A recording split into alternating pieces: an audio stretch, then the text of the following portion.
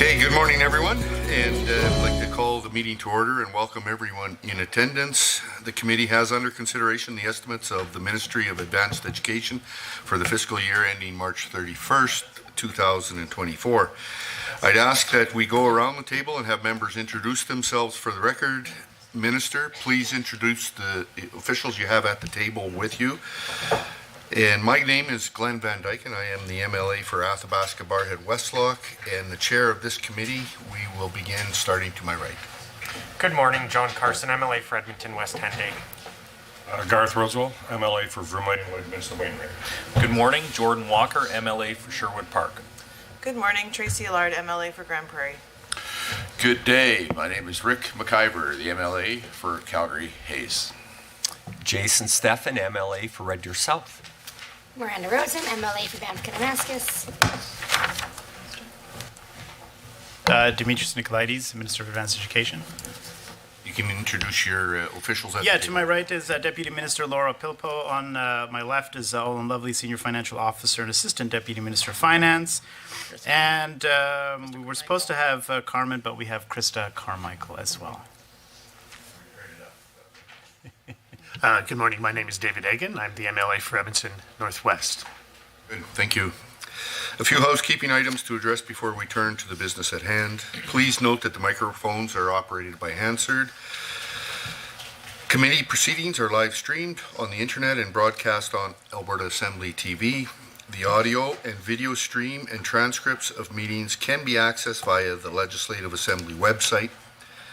Members participating remotely are encouraged to turn on their camera while speaking and mute your microphone when not speaking. Remote participants who wish to be placed on a speakers list are asked to email or message to the committee clerk, Aaron Roth, and members in the room should signal to the chair. Please set your cell phones and other devices to silent for the duration of the meeting. Honorable members, the standing order set out the process for consideration of the main estimates. A total of 3 hours has been scheduled for consideration of the estimates for the Ministry of Advanced Education.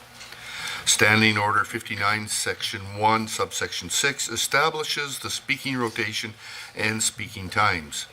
In brief, the Minister will have 10 minutes to address the committee. At the conclusion of the Minister's comments, a 60-minute speaking block for the official opposition begins, followed by a 20-minute speaking block for independent members, and then a 20-minute speaking block for the government caucus. Individuals may only speak for up to 10 minutes at a time, but speaking times may be combined between the member and minister. After this, speaking times will follow the same rotation of the official opposition, independent members, and the government caucus. The member and the minister may each speak once for a maximum of 5 minutes, or these times may be combined, making it a 10-minute block. If members have any questions regarding speaking times or the rotation, please send an email or message the committee clerk about the process. With concurrence of the committee, I will call a 5-minute break near the midpoint of the meeting. However, the 3-hour clock will continue to run. Does anyone oppose having a break?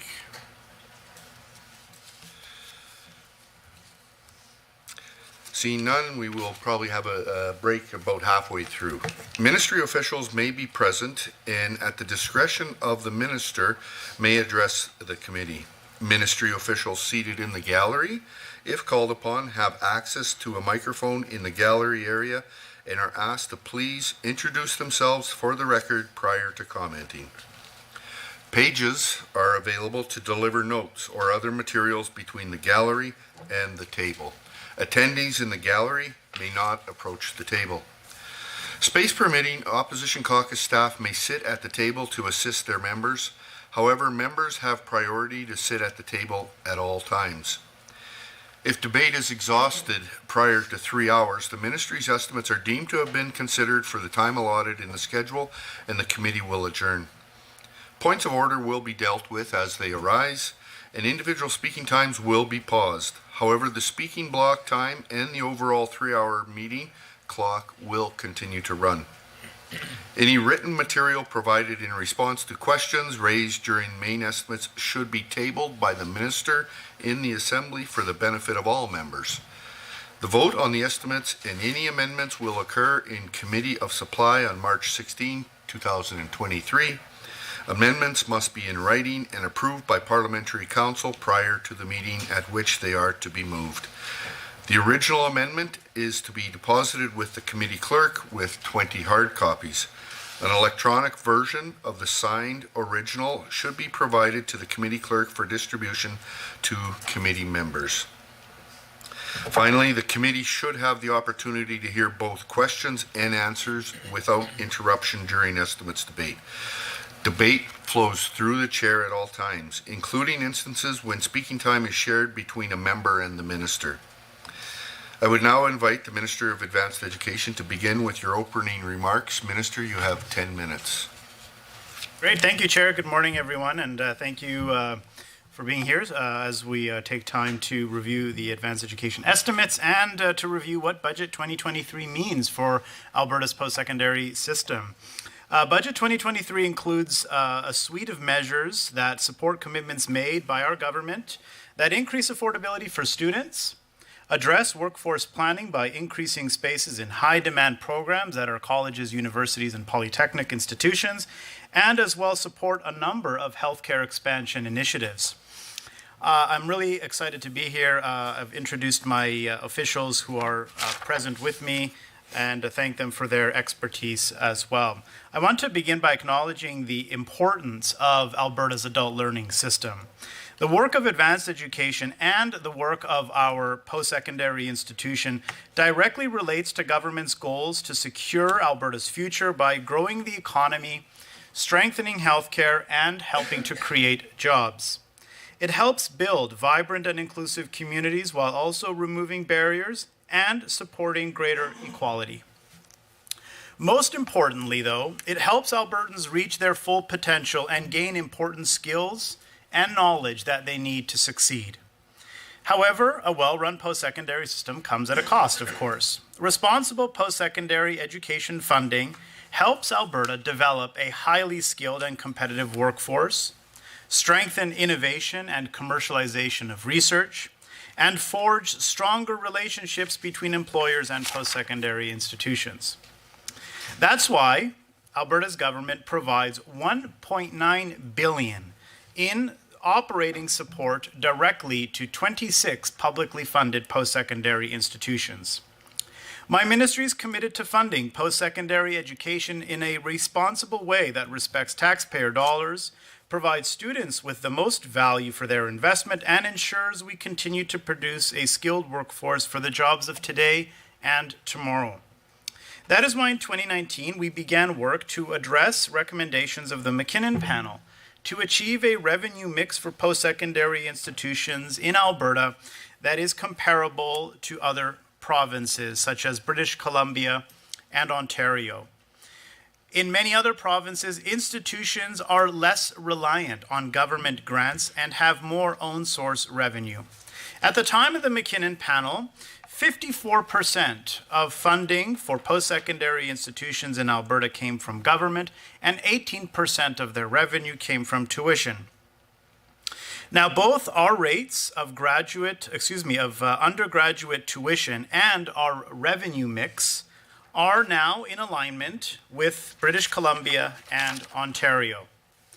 Our undergraduate tuition rate in 22-23 was just over $7,000. 47% of revenue for post-secondary institutions comes from government grants, and 33% of revenue comes from tuition. Now, these changes, of course, haven't been easy, and I commend and thank the work of all of our post-secondary institutions to help achieve these important recommendations. The other recommendation from the McKinnon panel was to consult with stakeholders to set an overall future direction and goals for the post-secondary system. And we accomplished this with the development of a new 10-year strategic plan for Alberta's post-secondary system entitled Alberta 2030, Building Skills for Jobs.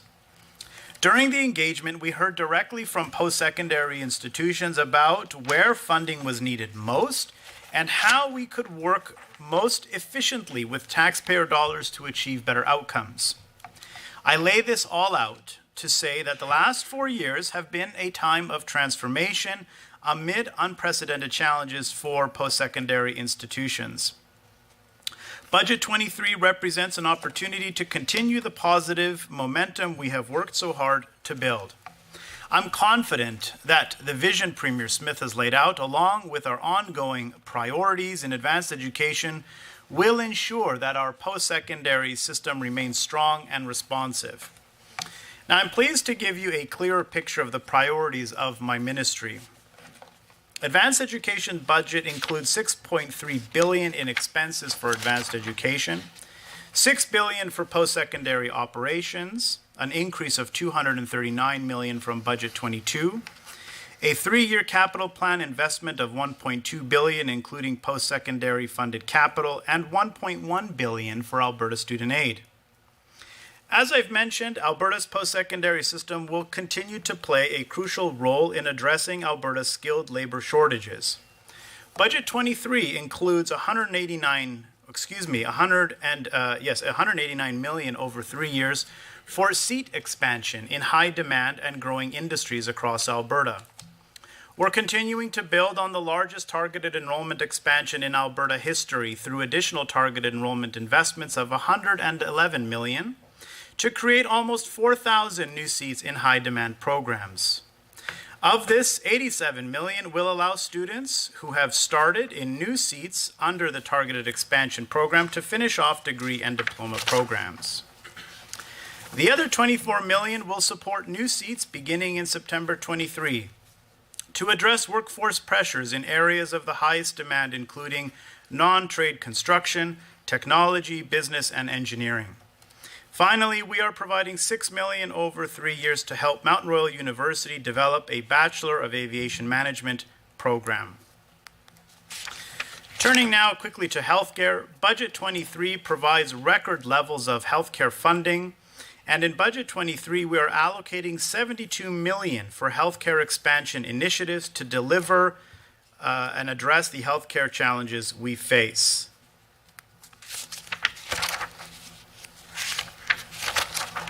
With respect to affordability, we are also taking action in Budget 23 to help ensure students are able to receive the education that they need.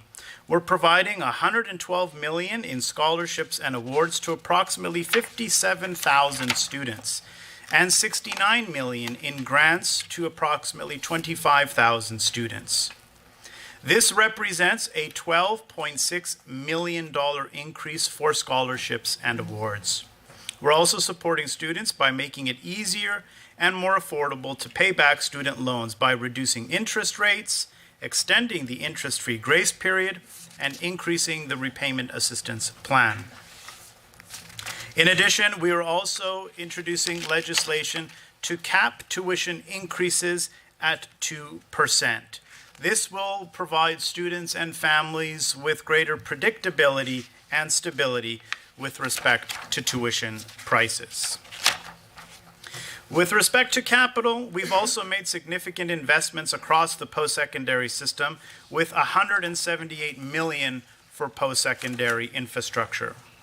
In addition to the 3 capital projects continuing from Budget 22 and a few components related to expansion, there are 4 new projects, including an investment of $35 million to develop MacEwan University's School of Business, with a total commitment of $125 million.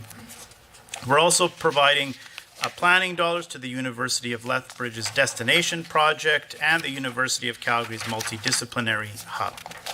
In conclusion, I cannot stress strongly enough the importance that post-secondary education plays in Alberta's economy. Ensuring Albertans have the skills, knowledge, and competencies they need is critical to the economic future of our province. This can only be achieved by providing them opportunities through post-secondary education. I'm looking forward to continuing our work to build a future that we can be proud of. Thank you, Mr. Chair. I'm happy to take questions from the committee. And thank you, Minister. For the hour that follows, members of the official opposition and the Minister may speak. Honourable members, you will be able to see the timer for the speaking block both in the committee room and on Microsoft Teams. Member Egan, would you like to combine your time with the ministers? Yes, if that's okay. Yeah, we've been doing that for the last 4 budgets, and it's Good. been great. Member Egan, you may proceed. Yeah, don't change what's not broken, right? Well, thank you, and I appreciate the opportunity to ask some questions around this current advanced education budget, and certainly we are looking for, first and foremost, constructive engagement and constructive criticism that perhaps the minister can internalize and look as we're moving forward. I mean, certainly, since we are in an election period, that version of moving forward could be just a matter of weeks rather than years in this circumstance. But nonetheless, I think it's important for all Albertans to know that our New Democrat Party and hopefully the government in the next few months will commit to investing in advanced education in our colleges, in our polytechnics, and our universities across the province. We know categorically that an investment dollar into advanced education pays exponential returns in the education of our population, of course, especially young people, an economic return in regards to building a skilled workforce, and that can contribute to our economy here in the province of Alberta. And then, of course, contributing to the overall quality of life that we all enjoy, or hope to enjoy now and in the future with citizenship and the economic benefits that come from having a diploma or a degree or some trades training. So I guess, I'm sorry, I just have some introductory comments, and my first question will come in a minute here. But my main concern in this budget and over the last 4 budgets is that we see consistently quite a significant cut to the overall contribution of the government of Alberta to post-secondary institutions across this province. And over the last, up till today, from when we were the government, we see, adjusted for population and inflation, by now a $1.2 billion amount taken from post-secondary since 2018 to 2019.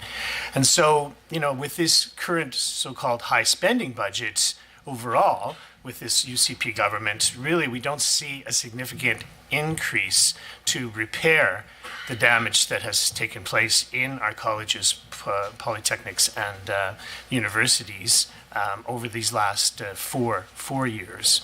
And so that's kind of what I'm looking for, as a way by which we can restore and repair the damage that has been done, and then also prepare for the future. And so my first question, I know that this is an issue that the minister shares with me, as many Albertans do, that we need to have significant improvements on our rates for enrollment here in the province of Alberta. We have stubbornly low enrollment rates in post-secondary relative to the overall population. And so if I could just direct your attention, Minister, to page 5 of the Ministry Business Plan. I noticed that your business plan performance measure 2.8 notes that the target for unique domestic learners is 222,500 and 23,000 students.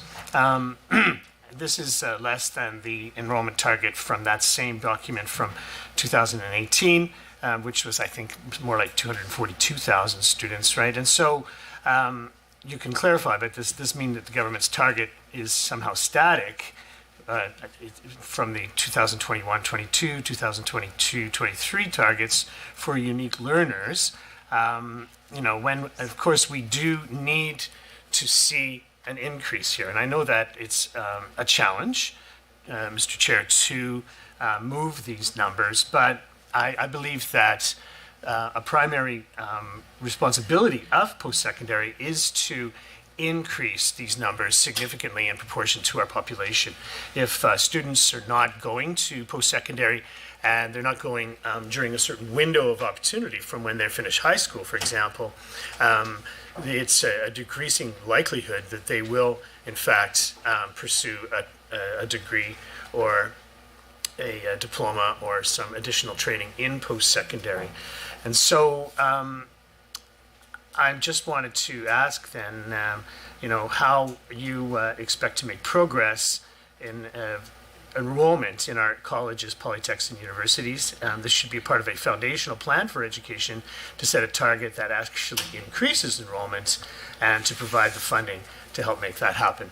Because, of course, while we see the words on one hand of what the government hopes to do, in fact, by taking significant money out of operating, we've end up reducing our capacity to increase enrollment here in the province. And I just was curious to know what the minister hopes to do to increase enrollment here in the province of Alberta. Sure. Yeah. Thank you. It's an important question, of course, because I think we can all agree that we need to make sure that young Albertans have availability and access to the programs that they have interest in right here in our own province. And that's exactly why the government has invested significantly to create the largest targeted expansion of seats in Alberta history. In Budget 2022, that we had provided 171 million to create 10,000 spaces. Many of those spaces have already been created, and we're continuing that targeted enrollment program in Budget 23 with another 111 million to again create additional spaces. So that's the first part of that, right? We need to make sure that we actually have the funding capacity to hire the instructors, purchase the material that's needed to expand enrollment in those very high demand programs. So targeted enrollment will help in that regard. Secondly, we also need to make sure that we have the physical space. And so we're taking steps to ensure that we have that. As an example, in Budget 22, we invested in the University of Calgary School of Veterinary Medicine. That program is incredibly oversubscribed. They do need more space to be able to graduate more vets. And in addition, just a few weeks ago, we announced a $125 million commitment to create the new School of Business, the brand new building in McEwen. So that'll help. So we'll have the funding in place. We'll have we're working to ensure that we have the physical infrastructure in place. But thirdly, as well, we are also, through the context of the performance-based funding and the investment management agreements that we have with our institutions, we are providing targets to individual post-secondary institutions over their domestic enrollment levels. This is all, as you can see, a coordinated and multi-pronged approach to ensure that we have the funding, the physical space, and we have clearly established the priorities with our post-secondary institutions through the investment management agreements to say, we need to make sure we have space for students, we need to make sure that we are that we have that capacity. There continues to be, though, to your point, the issue of post-secondary participation, and I think that there are broader issues with that. You know, sometimes students just don't choose to continue on to post-secondary after high school. They choose to take a year off, or they choose to do other things, and that continues to be an area of concern. I think we need to work closely with K-12 and education to make sure that students are aware of the breadth of programming that's available.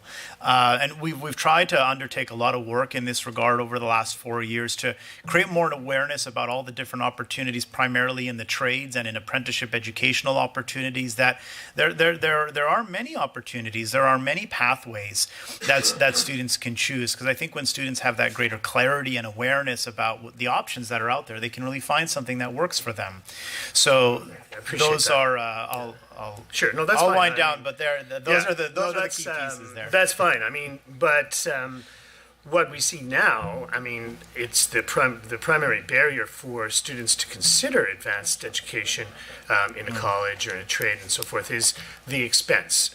We see that tuition has gone up at a record rates, and student debt has gone up at record rates as well. We saw the student debt will be, according to your own budget, I think it's on page 151, of the student debt will increase by $1.7 billion, right? And so a lot of people, with the cost of living being what it is, simply can't make a choice to go because it's unaffordable. And so, I mean, certainly we as the Alberta New Democrats will ensure that we have affordable places for students, and that students can have a range of choices for their post-secondary education, so that the door opens for all students, that all Albertans that choose to go to get an advanced education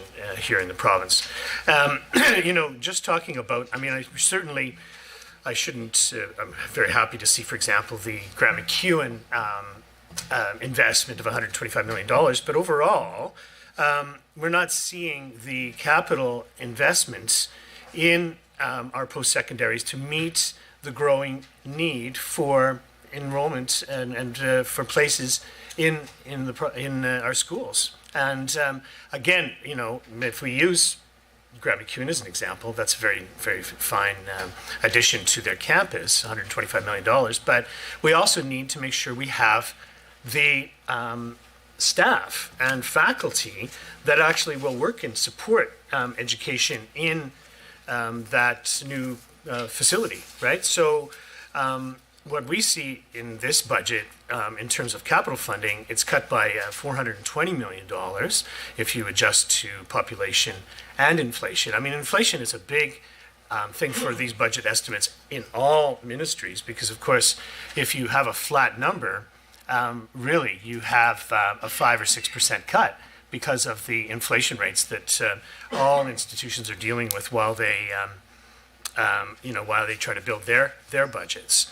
And we know as well that there has been at least almost 1,200 faculty and staff positions cut in these last 4 budgets due to the cuts that the UCP government has placed on post-secondary. And really, if you adjust that for population as well, there's more like 4,900 staff missing from our post-secondary institutions at the time when we need to make that investment for young people right now. We know, we all know that there are tens of thousands of young people in grade school right now that will need post-secondary positions in the next few years. If those positions are not made and they're not affordable, that population of young people will simply not be able to choose to go to advanced education here in the province, or they'll go elsewhere. And neither of those options are acceptable. So I'm hoping, I guess my question can be specifically around what the minister might do to actually increase capacity. Is he measuring whether we have increased overall capacity? Each of these targeted announcements that you've made are in the face of after significant cuts in the overall budget and individual budgets of each of our 26 universities, colleges, and polytechnics here in the province of Alberta. So I know that the minister was talking about performance measurements, for example, right? I would suggest if you would consider, why wouldn't you consider having a performance measure provincially to set a percentage of how many more positions and funded positions and well-staffed positions that the province can be responsible for to help build the capacity we need in advanced education right now. Sure. And again, it's an important piece that we need to be working towards, and which we're absolutely committed to. We are absolutely committed to making sure that we have the spaces that we need. As I mentioned, that's why we have undertaken the largest targeted expansion of seats in Alberta history, north of 10,000 additional spaces being created. You mentioned, and significant investments in infrastructure. We've provided funding to Mount Royal University to help repurpose some underutilized space to create greater lecture space. The investment at MacEwan University will allow thousands of additional students to be able to participate, in addition to expansions at SAIT, University of Calgary, and other institutions. All of that is making sure that we have the physical infrastructure and that we have the funding. Again, as I mentioned, $171 million was allocated in last year's budget to create those 10,000 additional spaces. We're allocating $111 million in this budget cycle to create that. That is, again, I really want to impress upon the magnitude of the expansion of seats that is underway right now. It is the largest expansion of a targeted expansion of seats in Alberta history.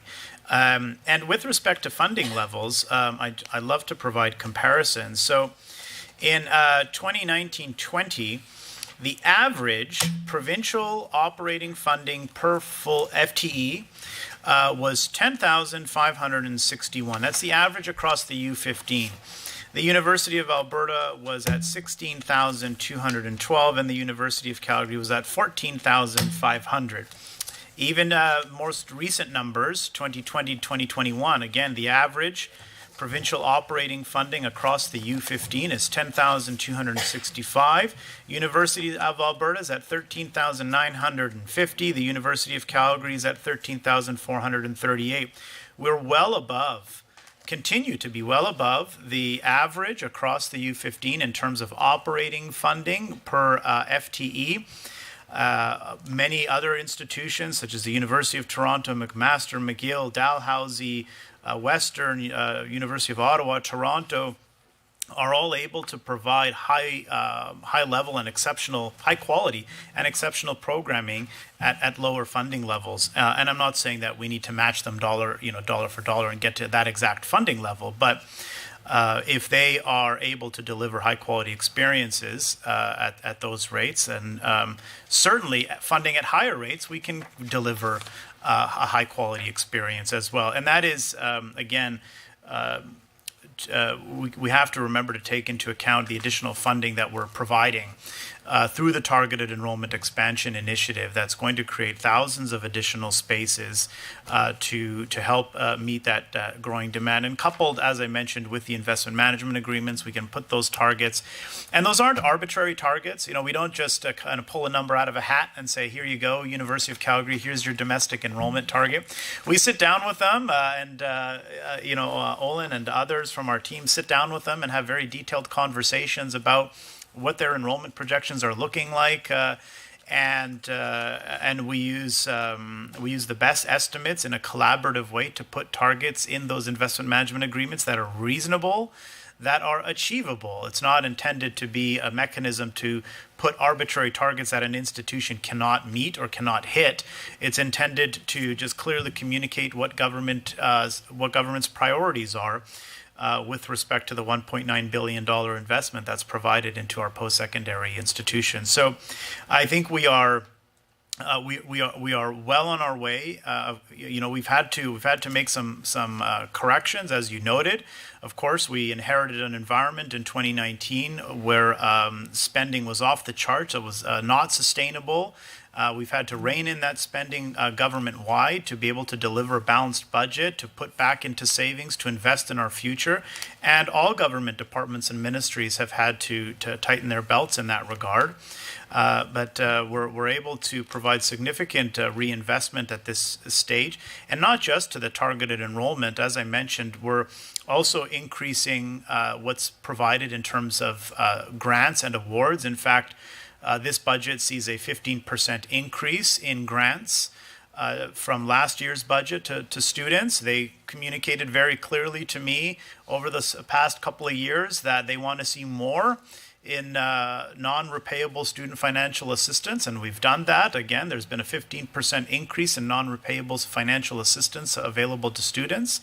We're instituting a tuition cap to provide students with predictability and stability when it comes to tuition rates. And, for the last 4 years, that's the one thing that they've been asking for the most is predictability and stability. And I think that's very reasonable.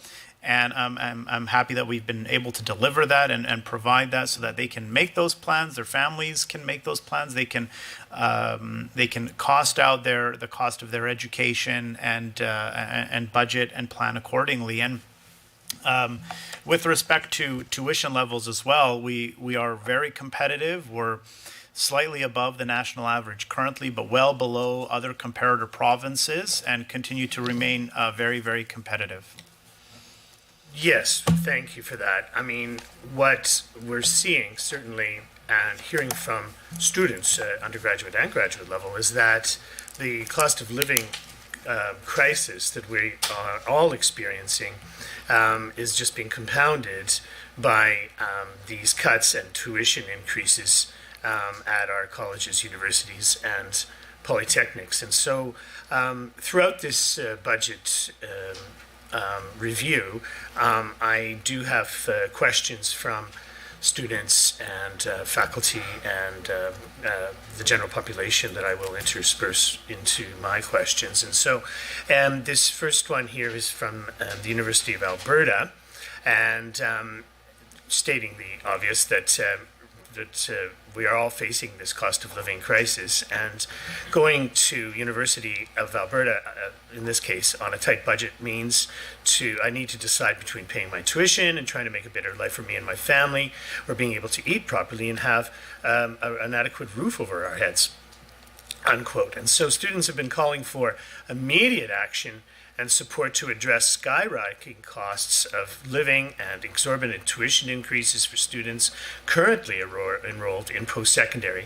The response to this crisis has been to allocate limited supports to students and programs that the government seems to deem in high demand, tuition and increases of the rising support for cost of living in students of every student, not just those ones that the UCP government deems to be deserving of support. And so the only measure announced by the government to support all students is the 2% cap on tuition, as the minister mentioned, but this is, of course, from 2024 to 2025. This means that students have to wait for over a year before receiving any support. Worse, there's no guarantee that students won't face further tuition increases despite this cap. Exceptional tuition increases of up to 44% in some programs which are not subject to the cap have been approved as recently as March of last year in some programs at the U of A. So students urge the government to take immediate relief to all students that are already struggling to make ends meet. And again, a quote from a student: post-secondaries have already approved their increases. There's nothing to be done. There's no excuse. This government has to decide and the power to provide immediate support to the millions. They have already cut, in fact, $1.2 billion, and so we cannot afford to wait any longer. So when will this government act and to provide immediate support for all struggling students right now? Question mark. Sure. Well, I would say that the government is absolutely doing that, and there's no question. I completely understand where that individual is at and the challenges that they're facing, because we're all facing these inflationary pressures and this cost of living crisis. I think it's important to remember the source of these problems. An important source of these problems, of course, is imprudent fiscal management at the federal level that's driving up interest rates, that's creating this and adding to this inflationary crisis that we're seeing. And I think that, despite those challenges, of course, the government of Alberta is in a strong position because we've made some of the difficult decisions over the past couple of years. We're fortunate to find ourselves in a surplus situation so that we can help Albertans during this very difficult time. We have the capacity, we have the ability to provide inflation relief. And of course, my colleague, the Minister of Affordability and Utilities, is doing that broadly. He's instituted rebates on electricity prices. We're suspending the fuel tax, of course, for those who drive. And other measures are made available. In addition, we're also providing additional financial assistance to food banks, and that includes several campus food banks as well as part of that. And the other measures that were introduced We're lowering the interest rate on student loans. We're extending the interest-free grace period.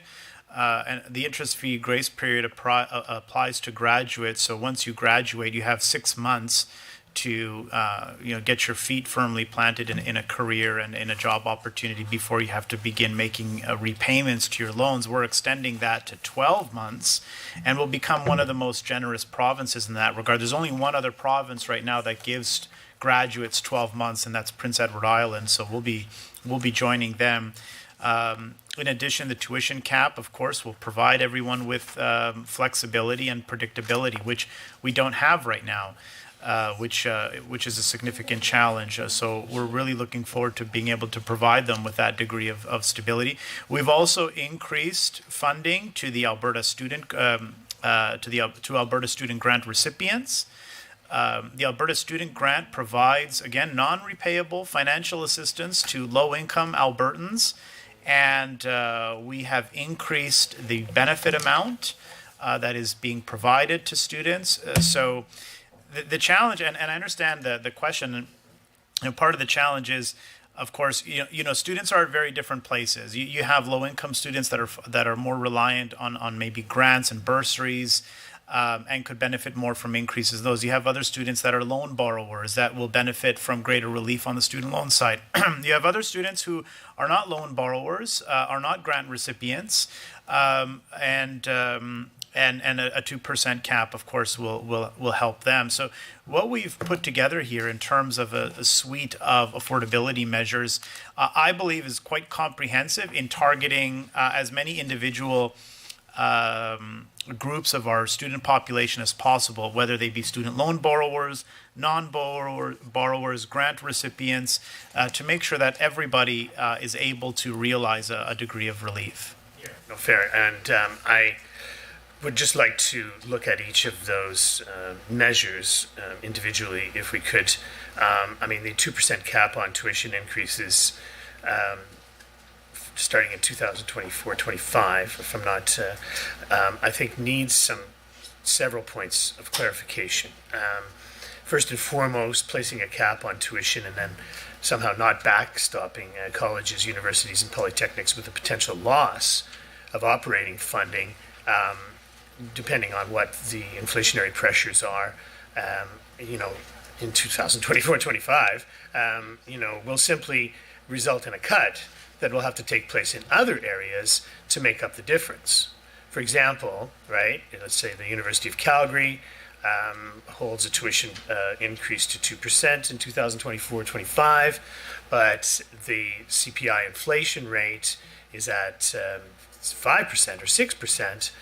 This results in an overall cut to the tuition component to the University of Calgary's stream of revenue that they will have to make up in cuts in other areas, such as in instruction, class sizes, research, and so forth. And so what does the government do to ensure that their tuition cap benefits universities and colleges and polytechnics, not to the detriment of their overall budget?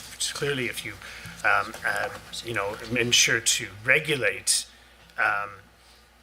tuition and keep it affordable, as our government will do, to make sure that all students are able to access an affordable education, then also you do not undermine the operating expenses of a university, college, and polytechnic, so they're otherwise compelled just to make cuts in other areas. Yeah, and I appreciate that. And part of the challenge is we are operating right now under a cap that does not provide students with predictability. The current cap that's in place, that was put in place in 2017 or 2018, instituted the tuition increases. When you open it up to the 7% increases, those other things are in the distant past, right? So, you opened up the tuition increases to 7% per year, and then the extraordinary ones, much beyond that. And really, made sure that all of our schools, they've hit that 7%, right? And that's each year, and compelled to do so. So you end up with between 22 to 30% increases across the board. So yeah, I mean, this is an increase. I mean, you talk about, you know, your national levels of contribution, but I mean, there's no denying that this represents the largest tuition increase in the country, for sure, right? And so people adjust from one thing to another, and they make expectations around education. And while the tuition, again, back to the point I'm trying to make here, is that what will you do to, if you have a cap in place, you know, we need to make sure you backstop so that the gap in an overall post-secondary budget for an institution doesn't have to make cuts in other areas to compensate for the tuition 2% cap, right? Our government would ensure that schools are backstopped to A, provide an affordable tuition, and B, make sure that that doesn't come to the detriment of their overall operating budget. Sure. So, yeah, you're correct in that regard. Again, it was either 2017 or 18, which I think you'd be able to provide clarity, of course, because it was under the previous government, passed changes to the Post-Secondary Learning Act whereby a cap on tuition was put in place that pegged tuition increases at CPI. In 2019, we made an amendment to say that for the next 3 years, the cap will be at a flat 7%. That has now passed. And the 5.5% increase that we are seeing today at many of our universities and colleges is under the tuition cap framework that was introduced in 2017-18.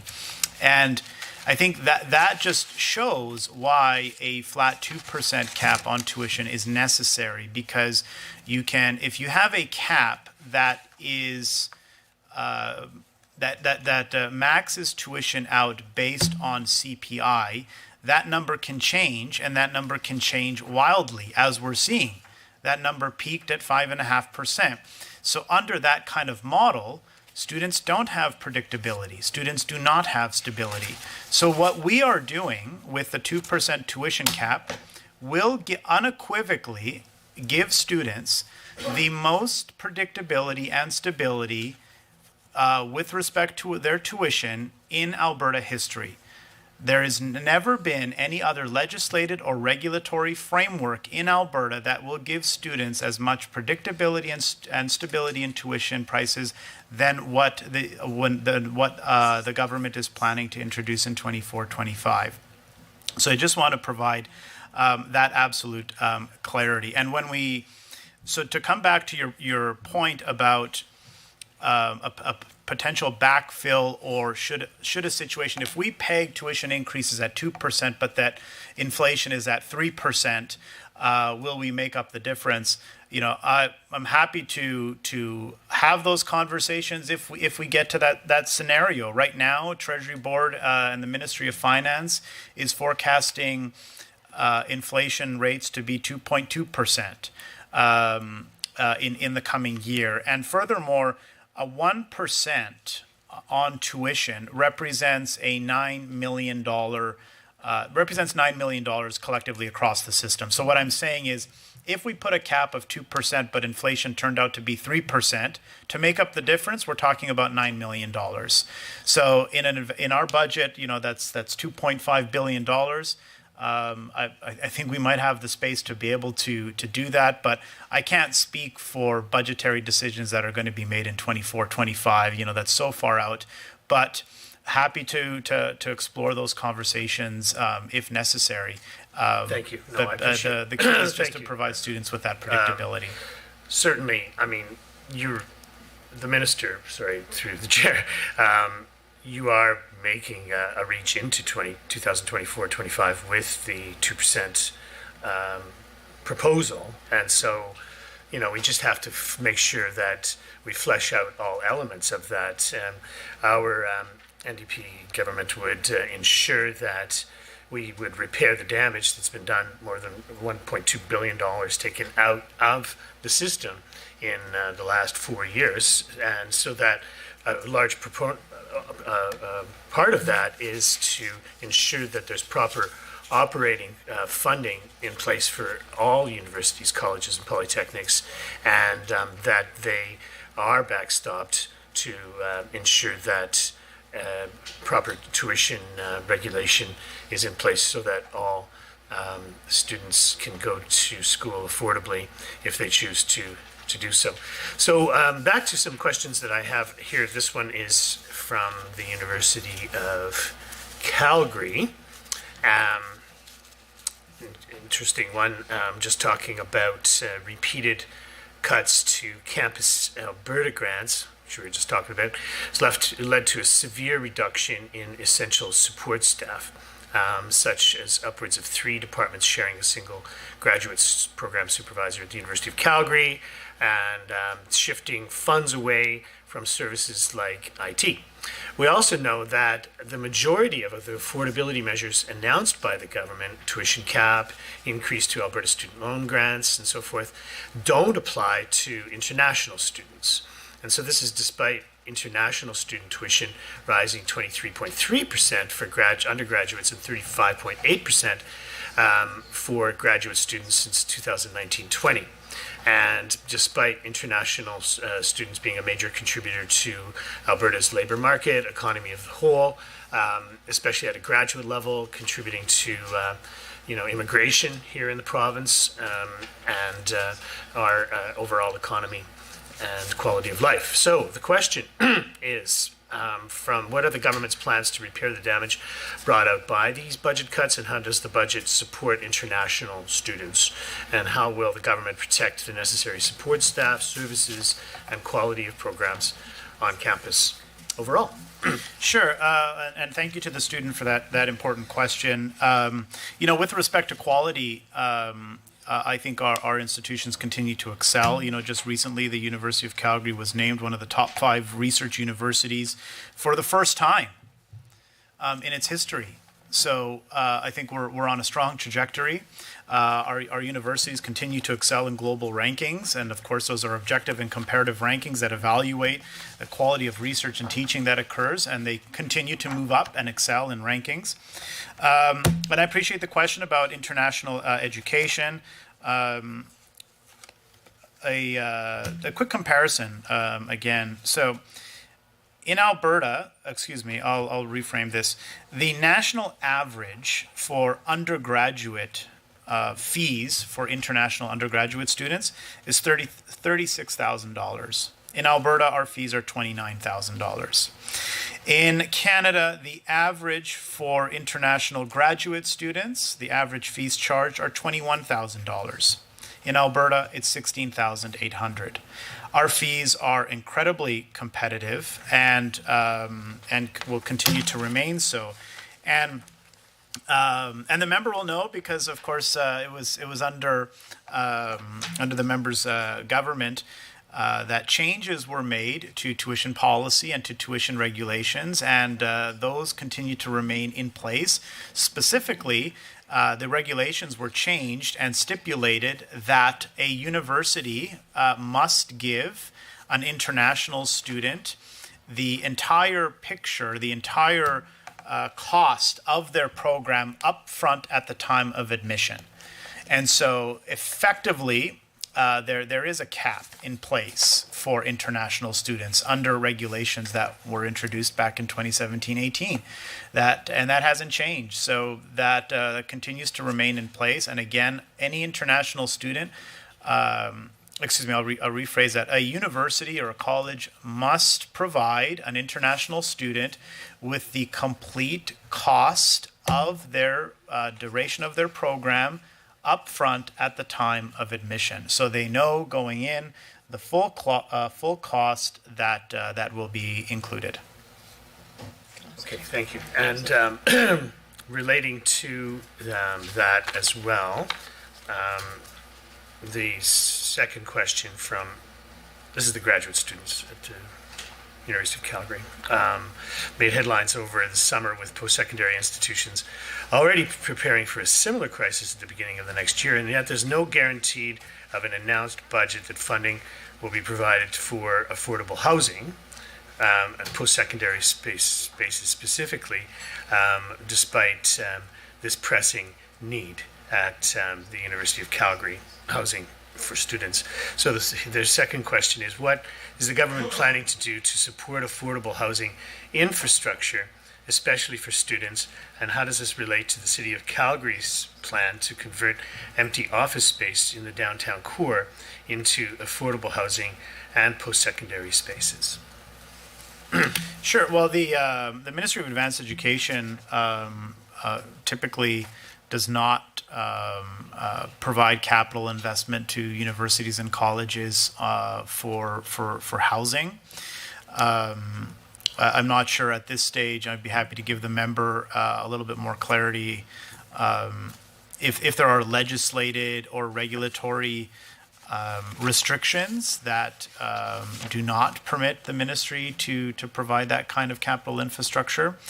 I can say, though, that I don't think I've seen at any time over the past 4 years, and I may be wrong because, of course, 4 years is a significant period of time, but I don't think I've seen any capital requests from our universities or colleges for housing projects in particular. Not to say that we're not open to that, but I defer to our universities and colleges and their expertise to tell and request of the government what their needs are. They know better than anybody else what their infrastructure needs are, and I don't think in the past 4 years I've seen any one of our institutions request funding to build more housing and student residence spaces. I could be wrong with that caveat, but I don't think I've seen that. With respect to the City of Calgary's plan to convert empty downtown spaces to affordable housing units, I'm not sure of the details of that plan. I think that that would be something that I think a different ministry would probably be engaged with in more deeper conversations with the city. Of course, the Ministry of Advanced Education typically not involved in the affordable housing space. Okay, thank you. It's it's an interesting phenomenon in Calgary, where the University of Calgary and SAIT and Bow Valley College and the University of Lethbridge, actually, and others have all expressed enthusiastic support for developing the downtown of Calgary and working in concert with Calgary Economic Developments and the City of Calgary to not just expand capacity in the downtown for the universities and colleges and polytechnics in which to provide education, but to also provide housing, affordable housing, and so forth as well. And so our New Democrat Caucus has been working closely with all of those partners to look for ways, but because inherently from the advanced education side, we know that we need to build capacity for the young population that's coming through grade school right now, and building an affordable spaces in creative ways can include using downtown office capacity and so forth for not just campuses for learning, but also for affordable housing too. And as like I say, we've had enthusiastic support from a number of universities and colleges across the city Point and of order. across the Point of order, region please. to do that. Mr. MLA Egan, I'm having difficulty finding the relevance in your line of questioning with regards fine, to the fair ministry's estimates. Yeah, okay, yeah, And, okay. and we need to really Tighten her up. focus in on this ministry's estimates and their business plan. Absolutely. As Yeah, as no, it thanks for- refers to in budget Thanks for the 23, reminder. 24. Yeah, no, absolutely. Thank And you. so I guess I could switch a little bit, still talking about some institutions in Calgary, right, and building their capacity, right, and we know that there's been quite significant job losses at the University of Calgary, the Southern Alberta technology, as well as places like the University of Alberta, Grant MacEwan University, NAIT, University of Lethbridge. Everybody's concerned about the quality of instruction that is compromised by cuts to the operating grants and then loss of staff and faculty. And so calculating for, since the last 4 budgets, there has been a very significant loss of staff at our post-secondary institutions. And so I just wanted to ask, through you, Mr. Chair, the direction is being given to organizations to ensure that job losses are not that cuts try to preserve the integrity of our classroom instruction, first and foremost, in the face of cuts to operating funding to colleges, universities, and polytechnics. Sure. Yeah, thanks for the question. As we mentioned, and you touched on this, and I think it's important as well, that we have to make sure that we're able to provide adequate spaces. And I'm excited and proud of the fact that this government is moving forward with the largest targeted expansion of seats in Alberta history, creating well over 10,000 additional spaces in in-demand programs. And I don't think it was your comment, but I think it was context from the student that you referenced. But I did hear the comment earlier about, the government kind of picking to invest in the programs that it wants. Just to provide some clarity, we're not just picking programs out of the sky or out of a hat. We're looking very, very objectively. Where are the bottlenecks? Where are students being turned away? As an example, like in veterinary medicine, we need more vets in this province. And the school can take more. The University of Calgary school is turning qualified applicants away.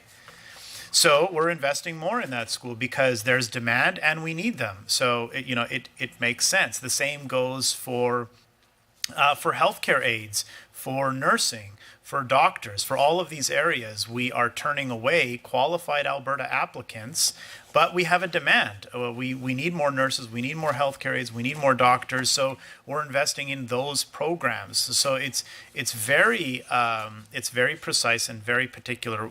Coming back to your question, though, about quality, I think was the essence of your question. I think we're on a strong trajectory. Again, in 2022, the University of Calgary was named as one of the top 5 research universities for the first time ever. SAIT continues to receive incredible accolades and receive global ranking and recognition for its culinary school. Several of our institutions continue to receive those global accolades and awards. I think the quality of instruction is excellent. I think we have fantastic individuals, researchers, lecturers, and administrators and staff at all of our university and colleges who do some amazing work. Have we gone through a few challenging years? Yeah, absolutely. But we've been able to maintain incredible high quality instruction. We're beginning to reinvest not just in the targeted enrollment that I talked about, but also in other areas. We're investing in creating new micro-credential programs. We're investing to support Indigenous learners in post-secondary education. We're investing to create new apprenticeship opportunities. So there's significant new investment coming into the system to help ensure that Albertans have access to high quality learning right here at home. Thank you. And those are good ambitions, but you need to show with substance in this budget, right? And so, the budget from last year to this year, we don't see, a significant increase to the overall operating budget of our schools, our colleges, universities, and polytechnics. And so while faculty and staff and students and administration has kind of held the line in the face of, as you term it, challenging years, it's really the UCP cuts to post-secondary is what the challenging years were, then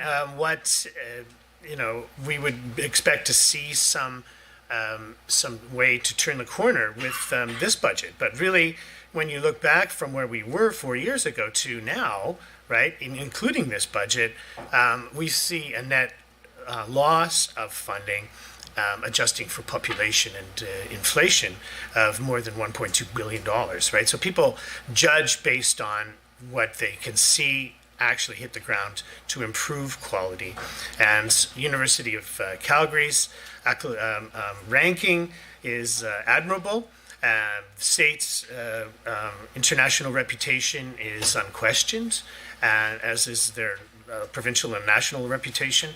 But you're only as good as the next thing you do, right? And that applies to all things, including this budget. And the colleges and universities have been scrambling to ensure and to maintain that high quality and reputation that we do enjoy here now. But again, that's sitting on a razor's edge when you have had 4 years of quite significant cuts, as you term it, challenging times, but really just underfunding from the provincial government. So my question is, in regards to enrollment, for example, does your department and government have a number of how many students we can expect to see in the next 5 years into our post-secondary institutions? And do we have the capacity to meet that increasing demand over the next 5 years? Question. Yeah, the short answer to those is yes and yes. I'll ask if my officials have the forecast of the exact number of full load equivalents that we're expecting to see come into the system, and provide that to me. But yeah, we are anticipating enrollment growth, and that's why we're doing all of these things now. That's why we're providing the targeted enrollment expansion program to be able to create additional seats in those programs that are in high demand. And again, how do we determine high demand? It's based on application and on labor market need and demand. So we're making sure that we're putting the dollars where we're going to need them, where the demand is, where students are looking to be admitted into, and where our economy needs. And in addition, as I mentioned at the onset, we're also adding to the physical capacity and infrastructure. The McEwen building will be able to add, I think it's about 4,000 additional student spaces, or I may be wrong. I'll tell you in a quick second. No, I was wrong. There you go, 7,500. So I am wrong from time to time, you know. So 7,500 additional spaces. 7,500 additional spaces at the McEwen School. And others, you know, I think if I remember correctly, and I have been wrong from time to time, so I could be wrong again, but the Mountain Royal University, we're giving them additional funding, and that was in last year's budget as well, to repurpose some underutilized space. I think that was going to be able to add an additional 1,000 student spaces, if I remember correctly. So we are making sure that we have the funding in place, we have the physical infrastructure and capacity in place to be able to accommodate continued growth. And just coming back to your point about rankings, yeah, you know, our institutions are world class, and they continue to do incredibly well. I mentioned the U of C, the University of Alberta as well, moved up 7 places from last year. In rankings, and 18 places up from 2020. So they've been able to keep pressing up. And again, those rankings are objective evaluation of quality of programming, research. SAIT has been named one of the top 5 research colleges in Canada for 2022. And again, we've had to make some challenging corrections, but our institutions continue to receive funding levels that are in line with other provinces. Just to note the number again, in terms of operating funding per full load equivalent, the average from 2020-2021, and this is objective information from Canadian Association of University Business Officers. In 2020-2021, the average across the U15 in provincial operating funding per FTE was 10,265. At that time, the University of Alberta was at 13,950. The University of Calgary was at 13,438. So we continue to do quite well, and of course, those latest figures are a couple of years old, but we continue to be. Forecasts of those numbers suggest that we continue to be north of that U15 number and continue to provide exceptional high quality learning experience. No, thank you for that. And yeah, I mean, I think we need to use numbers that are more current, right? Because, of course, what's happened in the interim between those numbers, which are, I think, up for dispute as well, because, of course, when you talk about tuition, for example, the province of Ontario and British Columbia have a much more robust granting system for students to access funds to help to pay for their education. And certainly our tuition now in the province of Alberta is sort of in the middle, I think, right? But to get to that place, we had the largest increase in tuition in our trades, in our polytechnics, in our colleges, our universities in Canada. And so, I mean, that's shock treatment based on this austerity approach to post-secondary, when I would argue, and I think the majority of Albertans would agree, that an investment dollar into post-secondary pays the best exponential returns that any investment could be achieved from this provincial government, right? So, I think it's the wrong approach. And what it's created, as I say, over the last 4 years, the integrity and the professionalism of our schools, of our faculty, of our support staff, students, researchers, and administration to some degree as well, has defied the cuts that have been imposed, the record cuts that have been imposed on each of them. And so basically, Mr. Chair, through you, of course, this minister's been living on borrowed time of the integrity and the hard work that everyone has done to compensate for the record cuts that post-secondary has endured here in the province of Alberta over the last 4 years. And, it has to stop. I mean, certainly our government would repair the damage to funding to our colleges, universities, and polytechnics, and to ensure that there's affordable access to tuition to schools for everyone, every Albertan who wants to go to school. So my perhaps last question of this section, if I can move over to post-secondary transition rates. Last year's strategic plan, your government cited that a clear indicator of success would be post-secondary transition. In this year's strategic plan, this seems to have completely disappeared. And you can correct me if I'm wrong, since that's the theme of the morning here. And but its absence from the strategic plan this year. So I want to ask, because I was the Minister of K-12 Education, and I was a teacher, and I got kids, the whole thing, right? How can we improve that number? Do you have a specific plan to increase the movement of high school graduates into post-secondary positions, right? A lot of that is getting in the way is the scarcity of positions in various faculties. And I know you talk about this 10,000 spaces that you're creating, the largest targeted, I think you used the word expansion of spaces.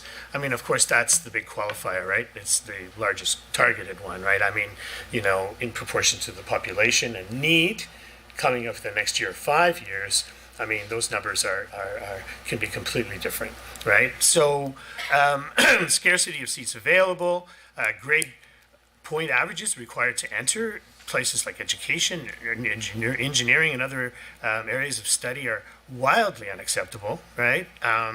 You are ending up to excluding many qualified and capable students that are in high school right now. training students in post-secondary and retaining their talent is absolutely paramount to growing our economy. It's the best interest the government can make to make sure that we're not losing talent and we're not losing our potential. So how is the government planning to address this issue? I know you talked about, but I mean specifically, do you have the numbers of places that we need for the students in grade school right now? And why did that indicator disappear from your strategic plan this year? I'll try to be quick because I think I only have 20 seconds left. Yeah. We'll have to come back to this, I guess, at a next round, but maybe just quickly in the 15 seconds that I have. In fall of 2022, 88% of qualified applicants were offered admission into a program which has been relatively stable for the past 6 years. And of all applicants, 62% of applicants submit only one application. And again, 88% of them receive.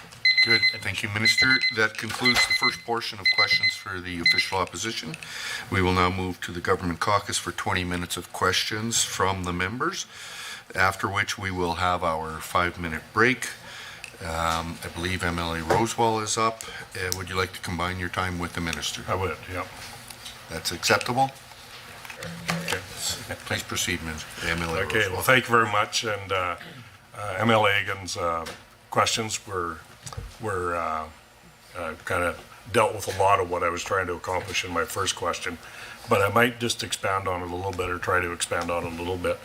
And it has to do with inflation and just generally everyone's ability to live their life, and that impacts students as well. And relative to tuition, I know at the time when we first came, in the new government, we had a structural deficit that we had to deal with, I think, and every ministry was asked to do what they could.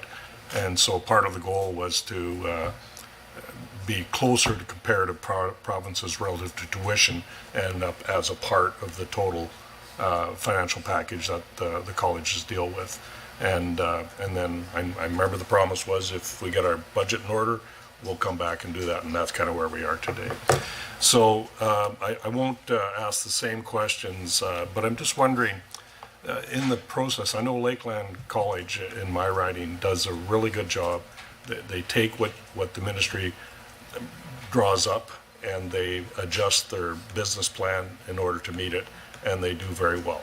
Like they're great managers of money. So I was just curious, maybe you can explain the process, like how you come to the 7 or the 2 or the 5.5 in conjunction with the colleges when you're trying to establish a number.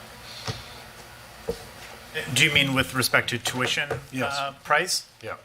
Yeah. So maybe just a little bit of context. As I mentioned, 2017 or 2018, the Post-Secondary Learning Act was amended, and a cap on tuition was brought in place that tied tuition increases to CPI.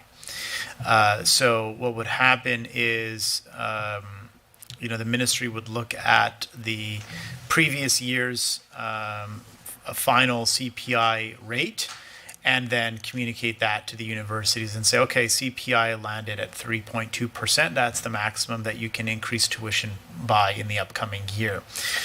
In 2019, we amended that legislation to and modify the cap for 3 years and 3 years only, and moved the cap up to a flat 7%. So institutions, regardless of what the CPI rate was at, could increase tuition by a maximum of 7% year over year for 3 years and 3 years only. That period has lapsed, so we are currently, right now as we speak, operating back under the original tuition cap, which again sets tuition rates at previous year's CPI. Of course, inflation is through the roof, and so that final number from last year has been 5.5%. So under the legislated framework that's in place, that is the maximum that universities and colleges can increase tuition by. But what that has really demonstrated to me is that we're not providing students with adequate and families with adequate stability and predictability. And again, over the course of 4 years, one of the things that our student leaders have advocated for very consistently has been stability and predictability in tuition prices. So I started to take a very close look at tuition policy. I started to take a close look at the legislated cap that exists. And I started to wonder how the current formula provides students with what they want, stability and predictability. If we have a cap that measures or that determines the maximum allowable tuition rate based on last year's CPI, that can swing. It could be 3% one year, it could be 4%, it could go from 2% to as much as 5%, as we're seeing right now. That can swing wildly depending on global and macroeconomic and national parameters and issues that are outside of our control. And that does not give students stability and predictability. So that's why we've opted to make that change and change the cap so that it is a flat 2%. That will give students stability and predictability. As well, as I mentioned, it will give students the most predictability with tuition rates that I think the province has ever had. I believe the first time a cap or anything related to regulation around tuition was brought in 2017. Prior to that, I think it was largely unregulated and universities could just charge whatever they wanted. So we're going from a cap that can provide wild swings to a cap that is stable, determined. You can forecast out 10 years from now what tuition prices will probably look like for individual programs. So I am very proud of the fact that we are in a position to be able to introduce a tuition cap that will provide students with the highest degree of stability and predictability that they've ever seen in this province. So that is, sorry, a little bit of a long-winded answer and explanation of a little bit of the history of tuition policy, how it's calculated, and how we get to where we're at. And of course, universities operate within those parameters and determine their tuition policies. There are strict regulations in place that stipulate before an increase can go ahead, there must be detailed and adequate consultation with student leaders. That continues to remain the case. Institutions are legally required and obligated to consult extensively with student leaders before they make final proposals. And of course, it is ultimately the Board of Governors of our individual universities and colleges who make the final decision. The government does not tell individual institutions what rates they should charge. We leave that up to them. We do provide the parameters. We do provide the goalpost, but they determine it. You know, if they have the space to go to 2%, they may decide to go to 0. You know, that they may decide to go to 1%. That's entirely up to them. They run their operations. They know best. And of course, on the Board of Governors, who has the final say, there is student representation on those boards. They have a voice throughout that entire process. And the budget consultation and tuition consultation that occurs individually at individual institutions as they get to that point helps to ensure that they're involved in the process. So, sorry, maybe long-winded. I hope I addressed your points there. Yeah, no, that's great. That's kind of what I needed to know. Relative to the loans that students get and helping them out, I know you mentioned you moved from 6 months to 12 months, and that's pretty rarefied air relative to around Canada, which is great to see. I just wanted, if you can go into some detail describing what those changes are and when they come into effect and how they will help the graduates. And then the other question is, central bank interest rates are going up. So is it prime plus something, or is it a set number? If you could describe that for me, please. Yeah, a good point. rates are going up quite quickly, and of course this affects anybody who's a borrower, a mortgage holder, a student loan borrower, and I don't want to go down a rabbit hole into the macroeconomic policies, of course, associated with inflation rates and corresponding interest rate increases and Bank of Canada decisions, but that's primarily driven due to macroeconomic global and national forces. We've seen some worrying things at a national level, continued increases in taxes and spending that are driving, continue to create a challenging inflationary environment that is contributing to those pressures and is contributing to the Bank of Canada having to increase interest rates. So I do worry significantly about what's happening at a national level and financial and fiscal decisions that are being made there. That being said, we have to operate within that context, and we have seen interest rates increase. So currently, and to get back to the specifics of your question, currently student interest rate is set at prime plus 1%. So whatever the prime rate is, that's of course detailed out by the Bank of Canada, and an additional 1%. To help alleviate and provide students with inflation relief, we will be changing that rate from prime plus 1 to prime. And that, Olin can correct me if I'm wrong, but that comes into effect on July 1st. And that applies to all current borrowers and any future borrowers. So they'll be able to see that relief. In addition, as you mentioned, we have that interest-free grace period. So right now it's set at 6 months. So you have 6 months after graduation to effectively not worry about making any repayments on your student loans, and that's designed so that students can find job opportunities, have that grace period to be able to get their feet on the ground before they have to start worrying about making those repayments. As you mentioned, we're extending that out to 12 months. And will be one of only 2 provinces that provides students with 12 months of interest-free grace period. So we'll be quite generous in that regard of giving students 12 months and giving graduates 12 months to benefit. And if I remember correctly, it's approximately about 57,000 students who graduate every year that'll be able to benefit from that. And I think that's really helpful because, of course, as we all know, I think a lot of us have been through that period. You're completing your studies and you're looking for job opportunities. You may have other costs, other issues. You're maybe looking to purchase a home or something like that, and or other vehicle or something else, and there can be a lot of financial pressure. So that 12 months will, I think, help give recent graduates a greater degree of space to be able to make their financial arrangements.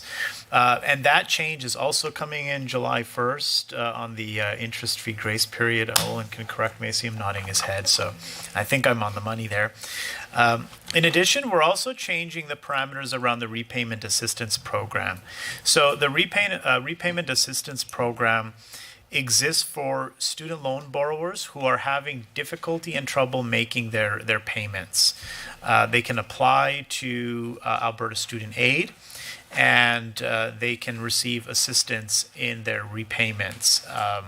Their amounts can be lowered and other parameters be provided to them. Right now, in order to qualify for the repayment assistance program, you have to have income of $25,000 or less. So we're bumping that up to 40, or was it 45,000? 40,000. So that will, and again, similarly, that comes into effect on July 1st. And that'll open it up.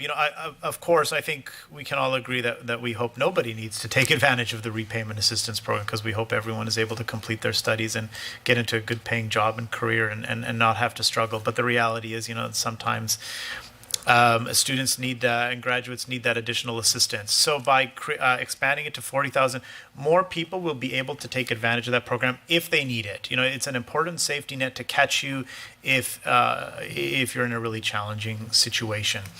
In addition, as I mentioned earlier, we're also increasing the award amounts for the Alberta Student Grant. The Alberta Student Grant is a grant that's specifically tailored and made available to low-income students.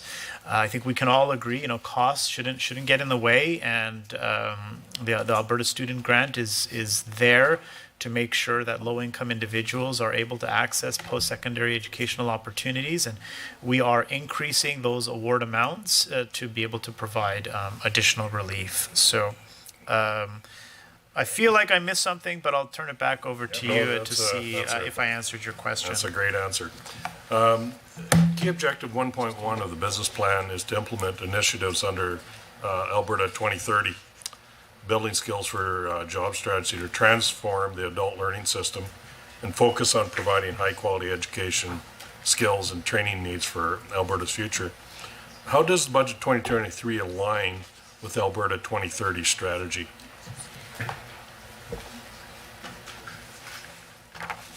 Yeah, thank you. And you know, as I mentioned in my opening remarks, one of the things that the McKinnon panel noted, and if I can remember their recommendation or their conclusions from their analysis, was that I'm paraphrasing here, was that the post-secondary system appears to lack overall strategic direction and coordination.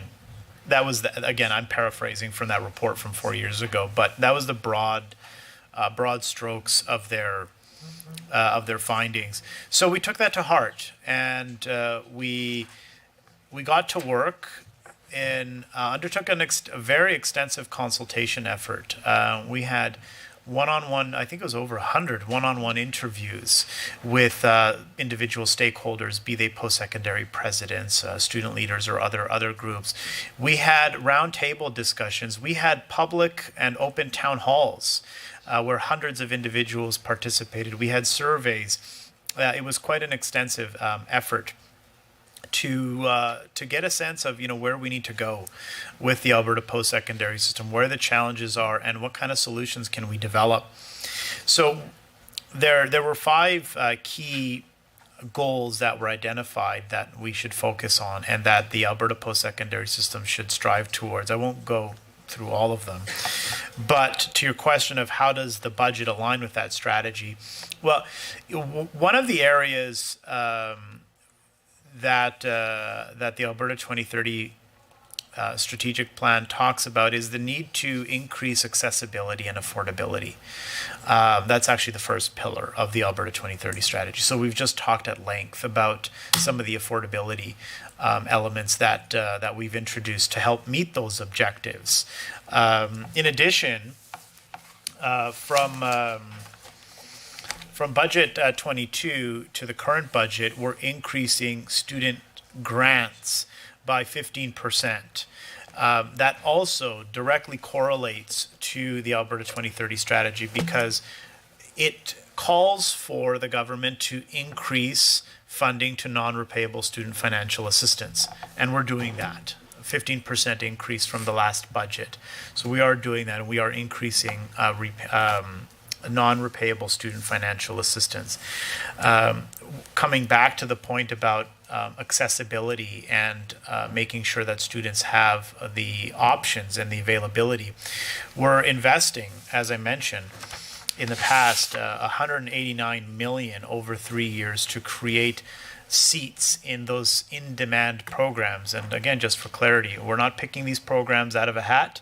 We're looking objectively, where are the enrollment pressures? Where are we turning away qualified applicants? And furthermore, what does our labor market data tell us about areas where we are projected to have shortages? We're projected to have shortages in nursing, in construction, in engineering, in other areas. So we're going to look at increasing spaces in those programs so that we don't have shortages in those areas.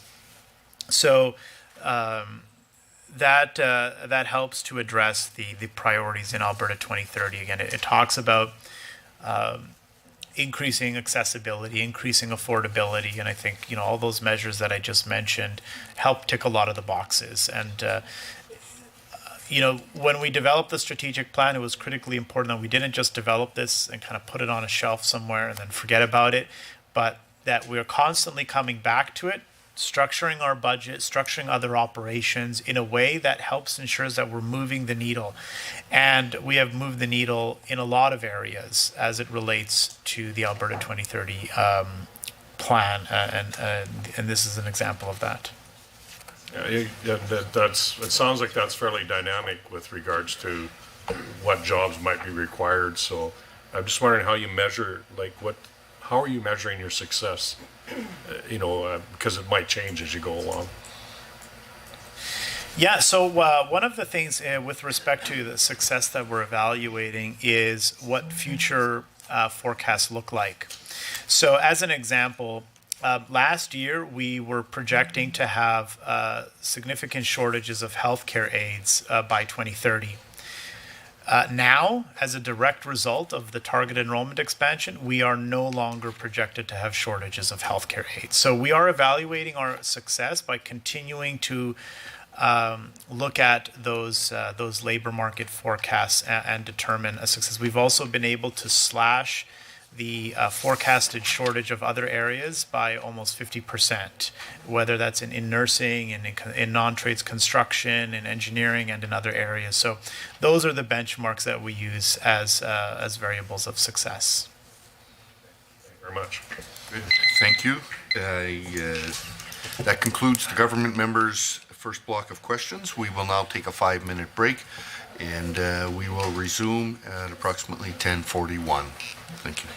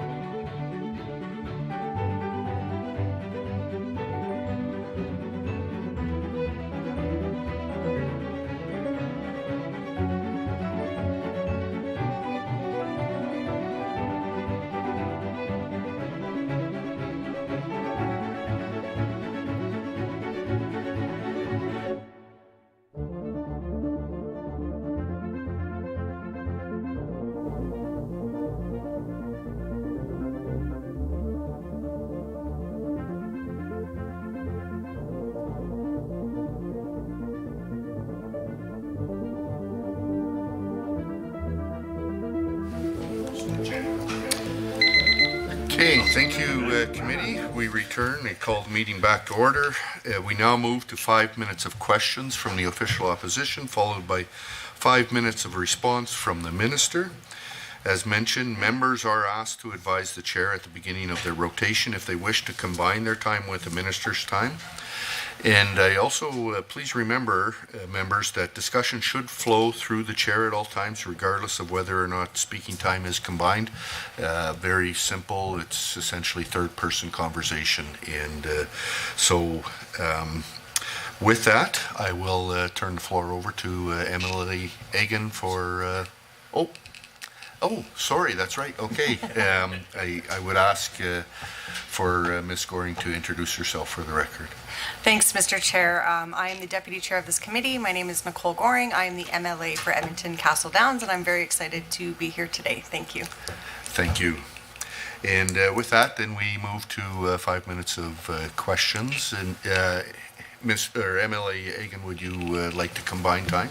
Yes, please, if that's okay with the minister. Sure, Yeah. works for me. Okay. May proceed.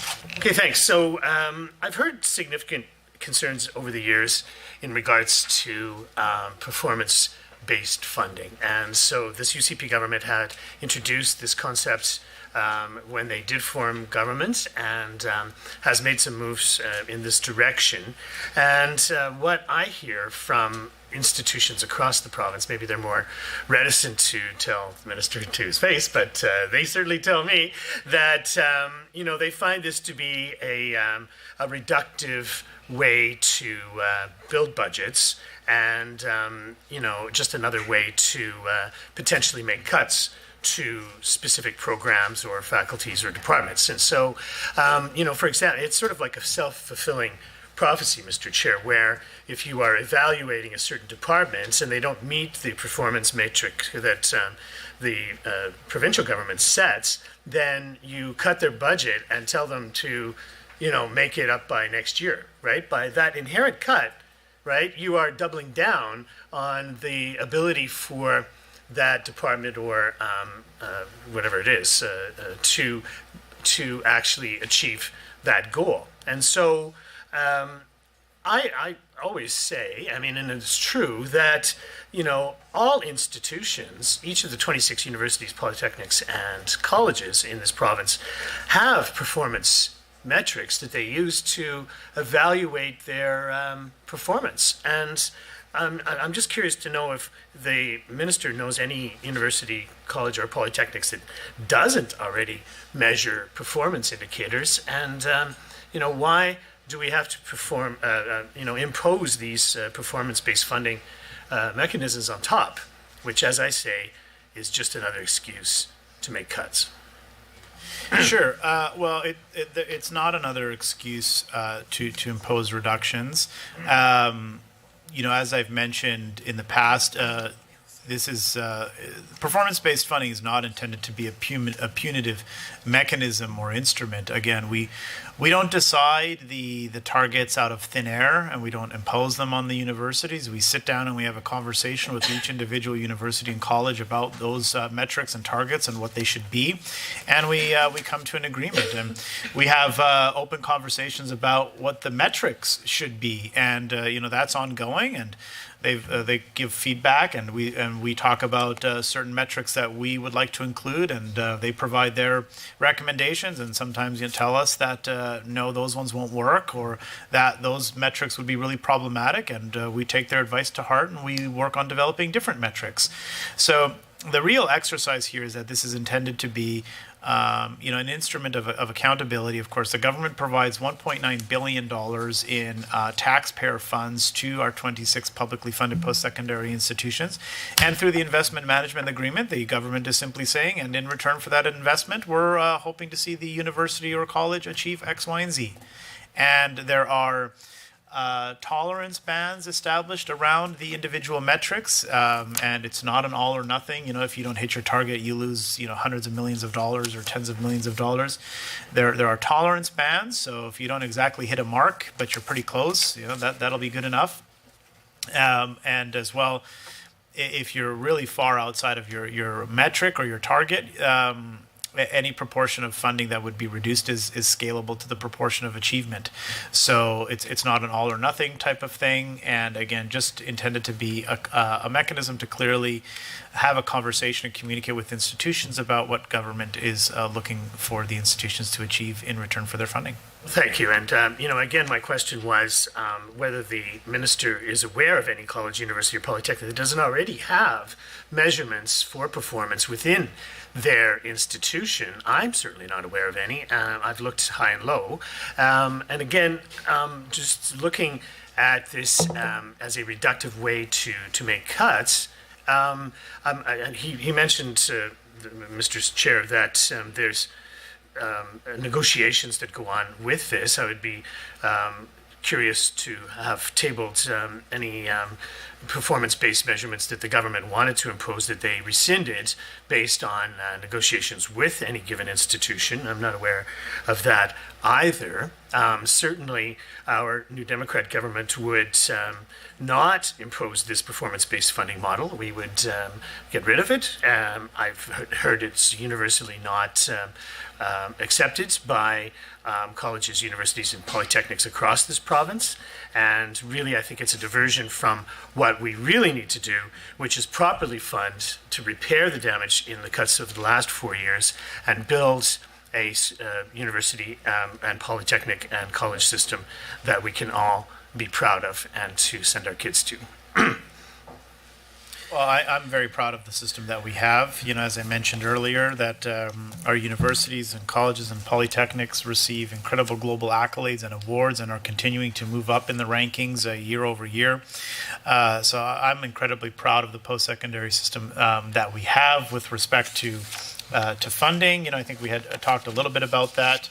Our institutions continue to receive funding levels that is quite comparable. From the most recently available objective third-party data that we have, or the only source actually, I think is the only source of where this information can be obtained. The average across the U15 in terms of provincial operating funding per FTE is 10,265. The University of Alberta is at 13,950, and the University of Calgary is at 13,438. Still well above the average of across the U15. To your question about, am I aware of any institution that does not have performance metrics? No, I think all of them do. All of them evaluate their operations against some of their own internal metrics, which is why the performance-based funding model investment management agreements make sense, because they already have metrics, they already have targets, they already work towards achieving those, they already collect the data, they already report on those.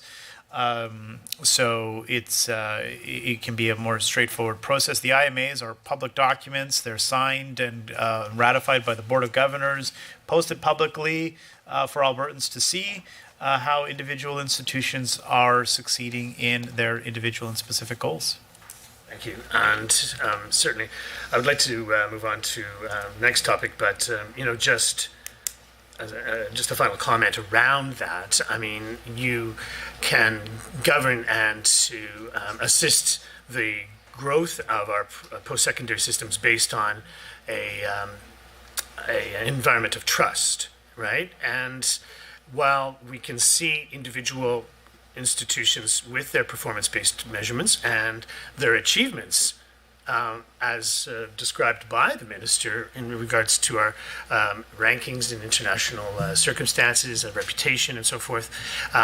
Part of the maintenance of that excellence has to be an element of trust between the provincial government and individual institutions. And when you breach that by somehow suggesting that you need performance-based measurements from Edmonton to dictate all of our schools across the province, then that starts to erode or compromise that sense of trust. And so we've seen other ways, Mr. Speaker or Mr. Chair, by which we've seen that compromised with heavy-handedness around the governance of certain colleges in this, universities in this province. And again, my humble advice is to always govern based on mutual respect and trust, and not division, as we've seen with this performance-based funding scheme.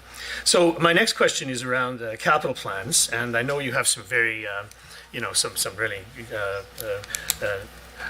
good announcements, right, with Grant McEwen and so forth, but I just wanted to dive in here, and perhaps, you can provide clarification from my analysis, but starting on a baseline of 2018-19 to 2023-24, the capital budget for advanced education has been reduced by $420 million, adjusting for population and inflation. So while the minister made some announcements, as I say, which are great, the capital expenditure has left Alberta's colleges, universities, and polytechnics with a large inventory of buildings, for example, that require maintenance and renovation, and of course, building new spaces to educate the thousands of young people that are in grade school right now. So increasing enrollment is vital to ensure opportunities for the future, for our economic future, and opportunities for young people.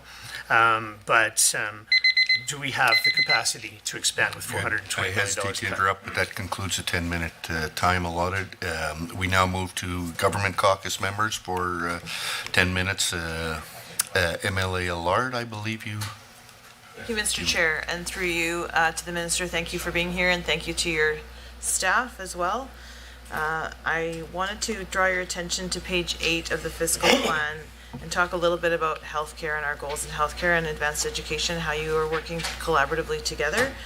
So on page 8, it says that Alberta's government is building a stronger healthcare system that has the right supports in place for Albertans to get the care they need, when and where they need it. And being the MLA for Grand Prairie, the where they need it is particularly of interest to me, given that we know we have challenges attracting and retaining physicians in rural Alberta, and certainly in my constituency of Grand Prairie. So I would also like to, on page 89 of the fiscal plan, it talks about targeted enrollment for healthcare expansion continues with government's commitment to address critical shortages for physicians and nurses, and will increase the number of seats available for medical degrees at the University of Alberta and the University of Calgary. So I have a couple of questions around this. First of all, I guess I just wanted to ask through the chair if the minister can give the committee some details on what exactly, maybe by institution and possibly by year if you can, this expansion of doctor training will look like at Alberta's 2 medical schools, and what's the total impact you're looking to see, I guess, over the next 5 years if you can. Yeah, sure. So with respect to physician training at our 2 medical schools, so the University of Alberta has 162 intake spaces available for first-year medical students. 60 new seats will be added over 3 years, resulting in a seat increase of about 37%. That's specifically at the U of A. Forecasting out by 2028-29, spaces, we will have spaces for 120 new first-year medical students at the University of Alberta. So the long-range forecast is that we'll be able to add 120 additional spaces just at the U of A. With respect to the University of Calgary, again, by 27-28, well, just to give you a little bit of background, there's approximately 144 intake spaces there, and we're looking to increase that by 90 spaces by 28-29. So these will be significant increases at both our medical schools in the number of physician spaces that they have available. Excellent. Thank you to the minister through the chair. To follow up on those questions, again, being from Grand Prairie, my concern is that when our students from the rural areas go to the 2 metros and train, they often find their spouse there or some other interest, and they don't come home again to work as physicians in the rural areas. So I'm just wondering, if there's been some thought put into how adding these seats at the two schools in the metros will improve physician attraction and retention in rural. I realize this is more a health question than an advanced education question, but I think they go hand in glove in terms of what the impact will be. I know there's been some initiatives in Grand Prairie in particular to look at collaborative training approaches. We're bringing a health home clinic into the community in the next couple of months that's going to work collaboratively with the University of Alberta. So I'm just wondering if the minister can comment on what the long-term goal is. And at one point, I know there was discussion about having some seats in the physician training in particular that were allocated to rural students, and I just would like to hear your comments on that as well. Yeah, there are currently and will continue to be spaces at those medical schools set aside for rural applicants. But I think the real heart of it is what you articulated. And for me, I am a firm believer that the key to success when it comes to local workforce and healthcare workforce or other workforce is fundamentally about creating those training opportunities in those individual communities. As you said, you come to Calgary, Edmonton, you go to a different city, you move somewhere. Yeah, you meet someone, something else happens, and you end up staying there, and circumstances might change sometimes. And I am a firm believer of working to get those educational training opportunities into specific communities. So we've been talking extensively with the University of Calgary and the University of Alberta. Again, I think it's best to let experts in that space help to drive and dictate policy, and they are experts in medical training, and they are the home of our two medical schools. So I defer quite a bit to their expertise and judgment. So one of the things that they have brought forward to us is the idea of developing regional health training centers, which I think is really exciting. And we are funding the initial research to that. I had recently announced that Advanced Education would be providing $1 million to explore this concept in greater detail. It's still at a very, very early level, so we need to do some additional investigation, homework, and analysis. But what they're broadly thinking of is a regional health training center in Lethbridge and in Grand Prairie, in particular, given, of course, strong post-secondary institutions in those communities, hospitals and other facilities, to look at integrating all of that under the banner of a regional health training center. So I'm very excited by the idea, and when they asked for some dollars to do some of the initial homework in this space, I was very happy to provide that, because I do believe strongly in creating educational opportunities in our communities. So I'm hopeful that this exploration goes well, and we can have a more robust proposal in the future to really build out this model. And hopefully, if it works in Grand Prairie and Lethbridge, we can roll it out to even more jurisdiction or more municipalities in the future. Thank you to the minister through the chair. I really appreciate the thought leadership, and I just wanted to give a shout out to Dr. Kunamoto from the University of Alberta for his work in helping to lead collaborative efforts right across the province. I think it's going to change the face of healthcare in Alberta, and I think it's very exciting for all Albertans. So that said, I want to draw your attention again to page 89 on the fiscal plan. I know we're running out of time. I'll be quick. It talks about recruitment of internationally educated nurses as an important part of the targeted enrollment healthcare expansion strategy. And to support this, Advanced Education has committed to adding 1,500 seats in bridging programs. And I think this is really important, because we know that we can't have an imbalance. If we have lots of doctors but we have no nurses, we're still in trouble. So I really appreciate, again, the thought and the collective approach to this. So Minister, if you could provide some breakdown on what these seats will cost and how and where they will be delivered, that would be very helpful. Yeah, sure. So we're agreed, and this is an area where I think it's challenging, because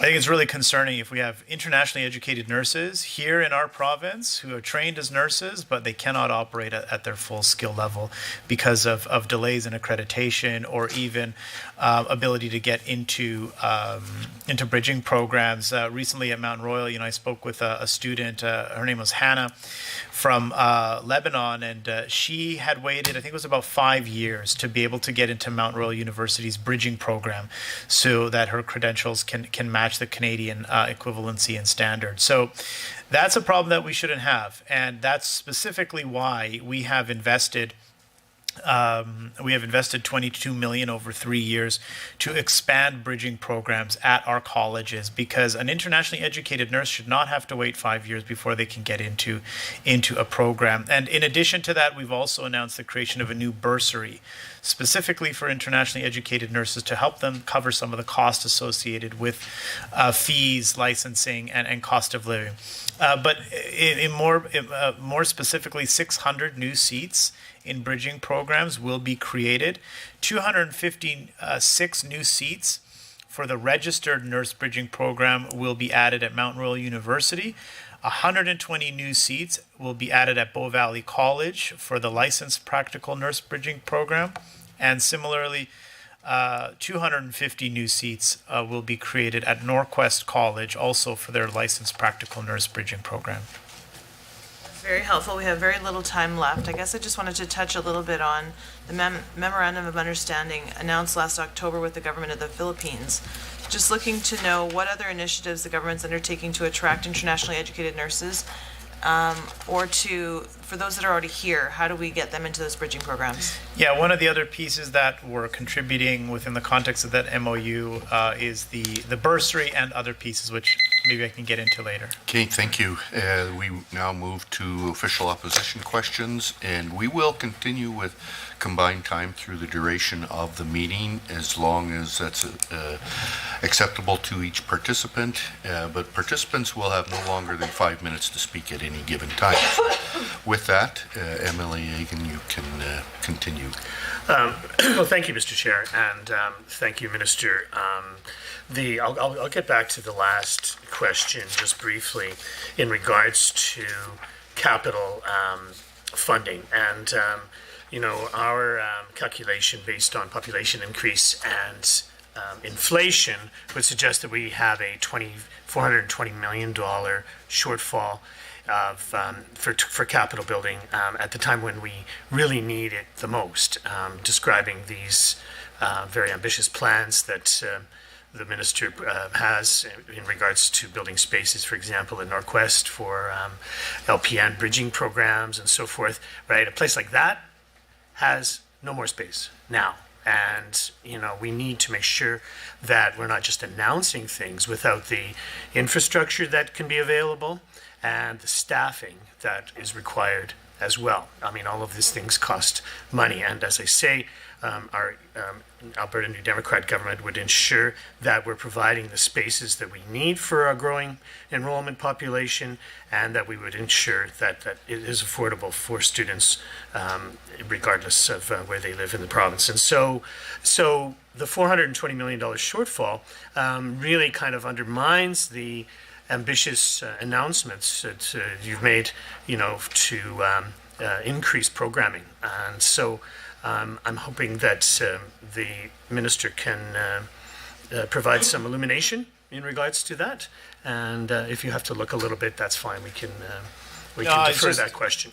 Yeah, I was just wondering if you might be able to provide a little bit more clarity around you mentioned a $400 million shortfall. $420 million based on the baseline for the term of your government, and with calculating the population increase and inflation. I mean, the inflation number, we all hope it goes down, but it hasn't been going down, and all of the ministry's budget estimates at this are predicated with the extraordinary inflation that we see that everyone has to deal with, including universities, polytechnics, and colleges. And so, even if you have a flat number, right, you're basing this budget on and perhaps you can help me with that. What inflationary CPI number are you using to kind of backstop your budget? Yeah, well, there's a couple pieces to that. Number one, we've had some large capital projects that have been now fully funded and completed that have come off. But we are continuing to invest in infrastructure. But of course, it's always a balance. We have a lot of infrastructure in the post-secondary system. We have a lot of deferred maintenance. So we need to make sure that we are managing that deferred maintenance, that we are investing to our institutions, at our institutions, to be able to upgrade, maintain the current infrastructure that they have. To that effect, we've increased funding to capital maintenance and renewal because we want to extend the life of the existing assets and infrastructure that we have as much as possible. And in addition, adding additional infrastructure space where necessary. We talked about the University of Calgary School of Veterinary Medicine. We need more vets, and they are turning away qualified applicants.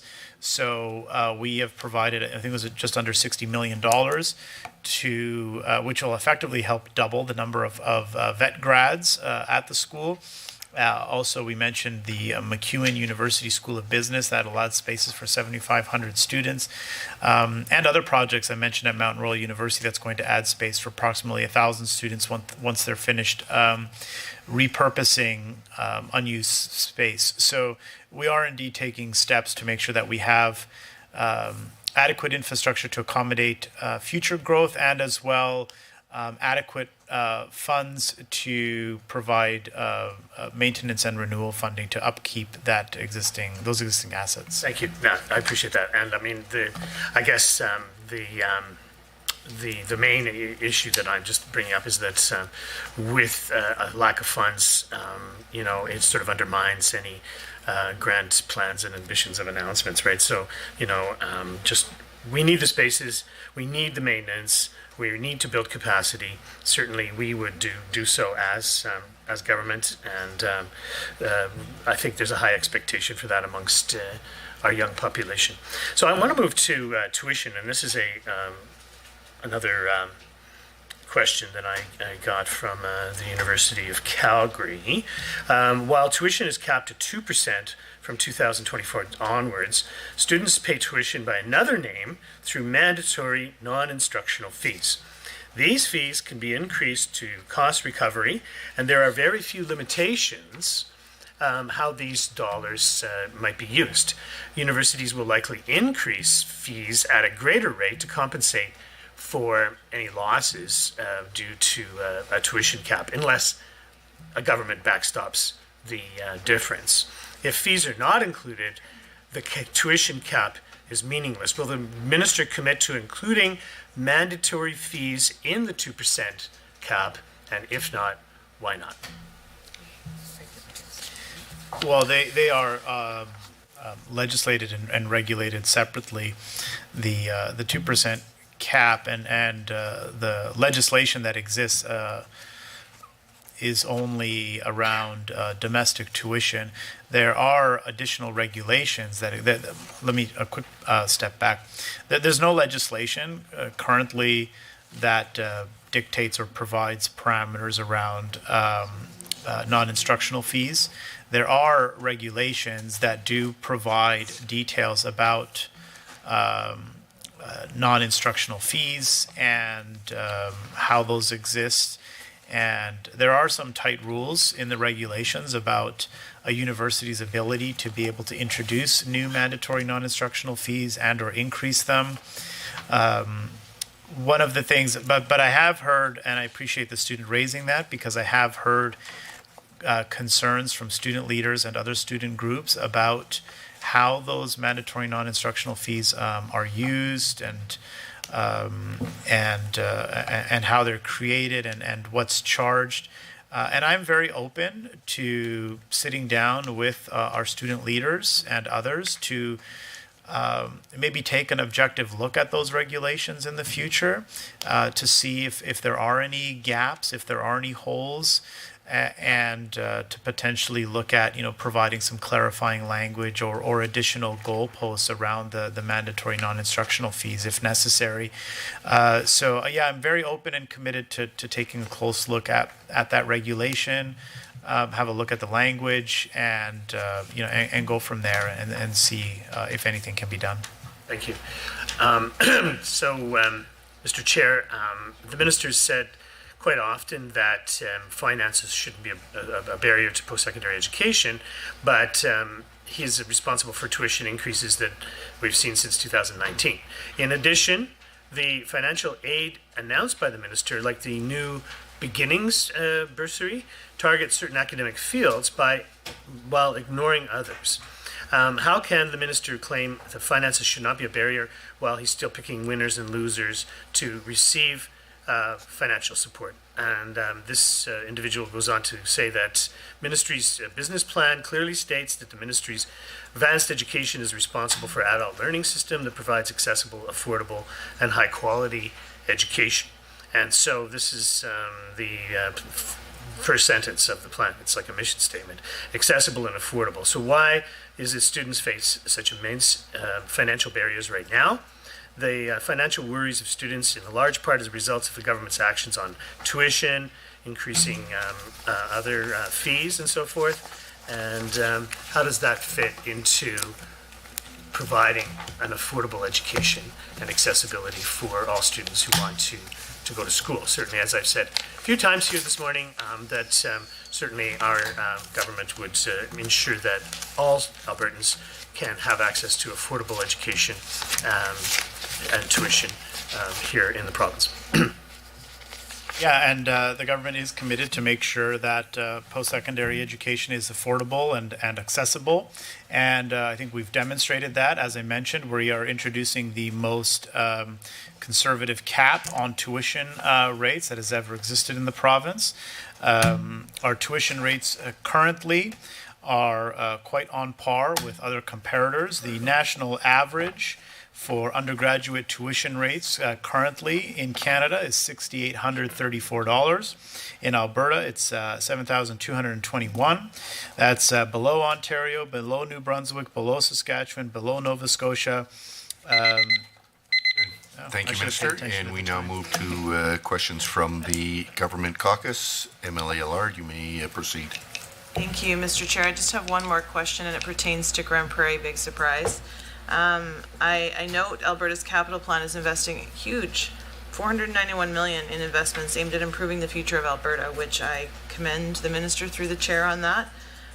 Many of my constituents are concerned about employment in northern Alberta, particularly in skilled trades like power engineering or in emerging technologies with respect to the energy sector. I do note that the Polytechnic is really a great balance, I think, in our community for the nimbleness to provide the training as technologies emerge and as those demands arise. And I love the collaboration again between the educational institution and the Chamber of Commerce and the large employers in the area. So I'm going to give you, I think, 3 questions because I'm going to try not to hog all the time. Wanted to ask through the chair, Minister, what investments are being made for Grand Prairie to benefit our economy and get our students the high-paying jobs they're asking for? So that's my first question. And then I believe the investment is a 2-year investment once you outline it. Will this lab be fully functional and benefiting the students and economy of Grand Prairie by year 3? And my final question is, would you say this investment in Grand Prairie is indicative of the government's commitment to Northern Alberta as a whole? And is there anything else the government is doing for Northern Alberta, given that Northeast and Northwest are very different? Those are my questions.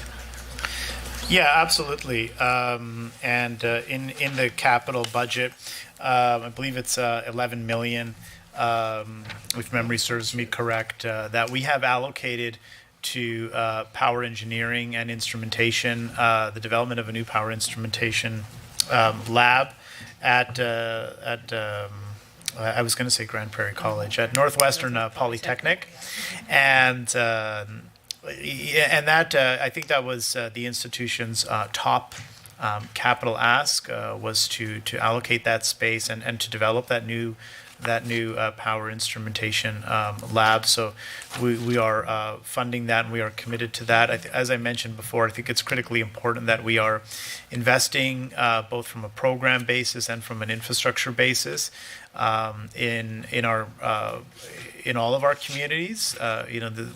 There's no significant benefit to just having all of this delivered in Calgary or Edmonton. We need to make sure that local programming, high quality programming is available in our individual communities.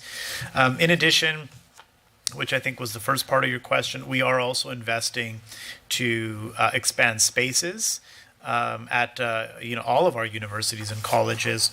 I think I have the numbers for Grand Prairie. In budget 2022, of course, we provided last year that $171 million investment to create 10,000 additional spaces. So Northwestern Polytechnic did benefit from that. So I think you're asking for the details. More specifically, they received 95 new spaces in the Collaborative Bachelor of Science in Nursing. So we'll be able to train more nurses right there in Grand Prairie. In addition, 48 additional spaces for their practical nurse program and 48 spaces in their healthcare aid. So Northwestern Polytechnic is going to be able to graduate a significant number of additional healthcare professionals from RNs to LPNs to healthcare aides that will benefit the community directly. Thank you, Minister. We really appreciate that through the chair with respect to the new hospital we have. It's imperative that we have training in the area, so thank you. With that, Mr. Chair, I'll cede my time to MLA McIver. Proceed. Thanks, Chair. Thanks, Minister, for being here. I appreciate your informative remarks this morning. Now, Minister, in September, or through the Chair, our government signed an MOU with WestJet to ensure they could come to Alberta and create more jobs, which is obviously a good thing. On page 8 of the fiscal plan, I see that as part of boosting Alberta's advantage, there will be targeted investments to address critical shortages in the aviation sector. I see there's another $2.1 million budgeted in the consolidated capital plan for Mount Royal Aviation Diploma Program expansion. So, Minister, beyond targeted enrollment, can you describe what capital investments the government's making to ensure a strong aviation sector in Alberta? I guess with the other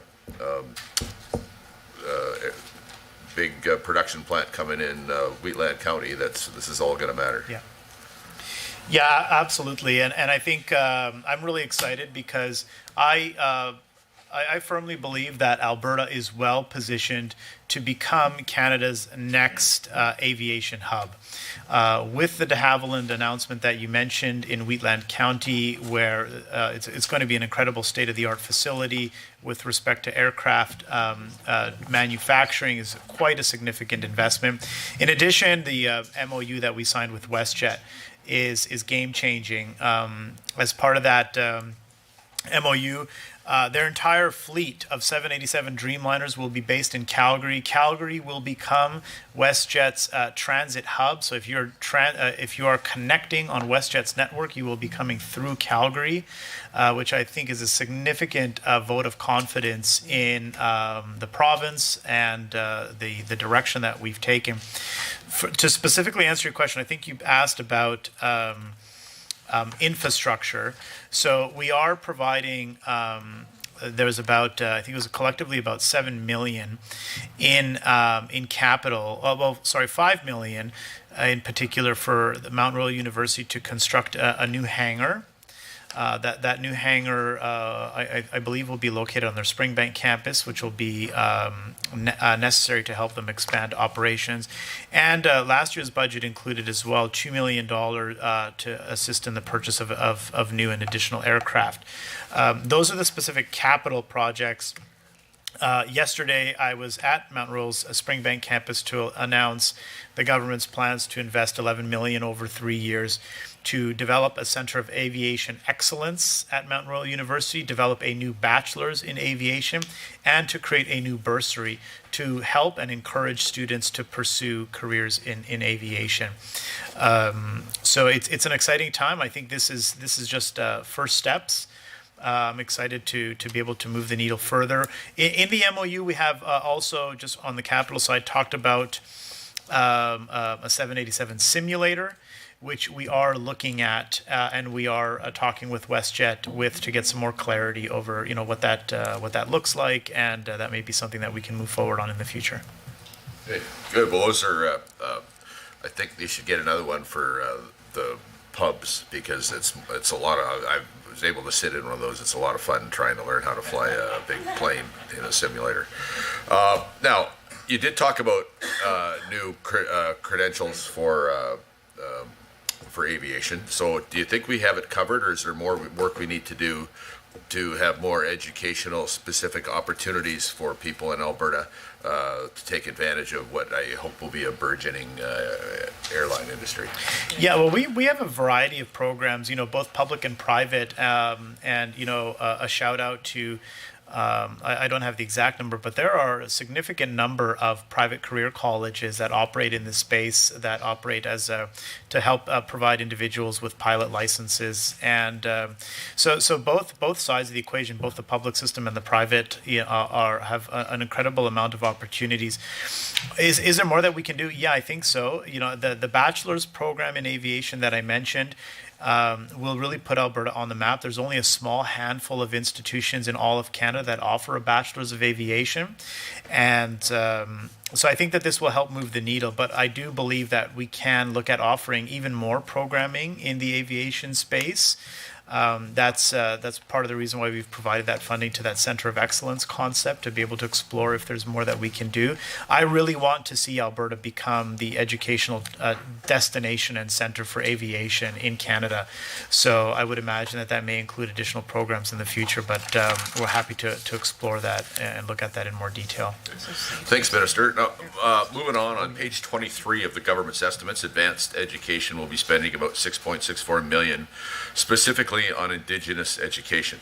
So, truth and reconciliation is important. Our government's certainly shown a strong commitment to Indigenous people, but what specific actions is the government doing to help Indigenous students access post-secondary education? So, we want Indigenous people to be the leaders of tomorrow, which means we need to educate them today, I think. Yeah, absolutely. And in budget 2022, we had received funding over a number of years, which continues, of course, into this budget and future years, to support Indigenous learners. So we're taking guidance, of course, from Indigenous leaders and others about the best approach. We are providing some funding to a really incredible organization, Trade Winds for Success, that helps to encourage. Good. Thank you, Minister. We now move to questions from the official opposition. MLA Aiken, you may proceed. Well, thank you, Mr. Chair. And just further to my question about how is this budget constructed to account for inflation and population growth and so forth, and CPI. I mean, our numbers that I'm using, which I think are entirely accurate, is that last year inflation was pegged at 6.4%, population at 2.2%, and so this comes together to an 8.6 number that I think we need to apply to many parts of not just this budget, but this whole UCP budget for 2023. And so if you have, for example, a flat line in a budget line, right, then you have a 6.4 or really an 8.6% reduction to that same line item. So, for example, the budget that is just put out here in terms of the global spending for post-secondary education, if you apply those numbers to the budget based on page 89 of the fiscal plan, you end up only spending 0.6% more in this budget on advanced education. And so, I mean, the rhetoric that we're trying to get, the message that I'm getting from the ministry is that this is a time to reinvest in advanced education, but the numbers don't add up in that regard. In fact, just having a 0.6% increase to spending in the budget for advanced education really makes a lot of these initiatives seem hard to achieve. I'm just curious to know if the minister understands what I'm saying. Yeah, sure. I think I do. But as we mentioned, there's opportunity which we are doing to make targeted investments in areas that are particularly important, and to create tens of thousands of new seats in the most in-demand programs to help ensure that young Albertans have access to the programs that they need right in their own communities, right here at home, and are able to access those high-quality programs right here in our incredible province. We're being very strategic, of course, and we're being very strategic and very deliberate.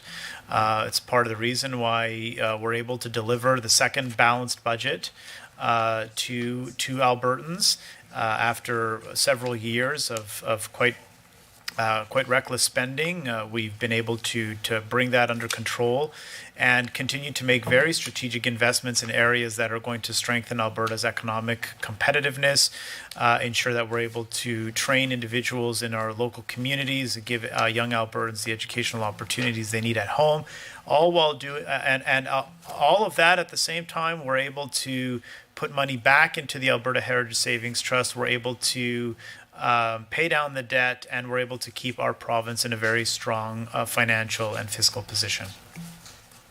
No, and thank you for that. But I don't think we could find anyone that would suggest that making an investment in advanced education for young people to receive the training that they need to help grow our economy and to build our population and the quality of life would be considered to be a reckless expenditure. And after 4 years of quite significant cuts, the perception that the UCP is trying to project to Albertans is that this is a time to spend and to make reinvestment. But here's poor old advanced education still on the as an outlier in that equation, with, as I say, adjusting for population and inflation, is only receiving a 0.6% increase from the previous year. And so, as I said before, we're relying on advanced education schools and students and teachers and administrators, support staff to, shoulder this burden. The result, of course, is that they can't keep doing that forever, right? We'll end up with certain breaking points, and as I say, you are living on borrowed time by not funding advanced education properly. An example of that, I would suggest, is the faculty and support staff losses in our schools over this last year, the last few years. I have 1,185 positions lost, ironically, we still see increases to senior management positions. And so this really bothers a lot of the people that have shouldered the burden of all these cuts for so many years. 1,185 positions lost, right, which is significant. But then, still, there doesn't seem to be any curb on senior management positions being increased in our. So I'm just curious to ask the minister if he's, aware of this phenomenon, and if he would plan to do anything about it. Sure. Well, I leave it up to the individual universities and colleges to manage their operations and to determine the administrative structure that works for them and the amount of senior executives that they need. I think it's important that there is a degree of course, transparency and accountability, and this is where the strengths of a performance-based funding model and the investment management agreements can come into place. We are talking right now with all of our universities and colleges about the introduction of an administrative administrative expense ratio in those investment management agreements and performance-based funding models, so that we can be sure that dollars are going to where they need to go, and that government is not funding our universities and colleges, and that is subsequently going to greater bloated bureaucracy or administration. I know you don't agree with the model of the performance-based funding model, but this is an area where it really demonstrates how it can be incredibly effective at providing the right parameters to our institutions and the right benchmarks for them to kind of operate within.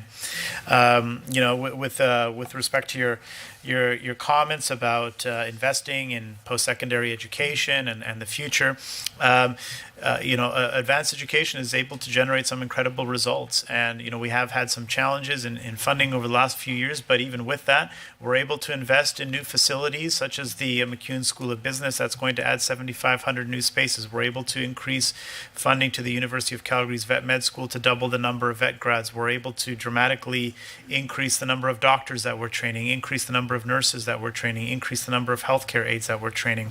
I'll just give you a high-level overview. At Lakeland College, they received funding for 111 additional spaces in their healthcare aid program.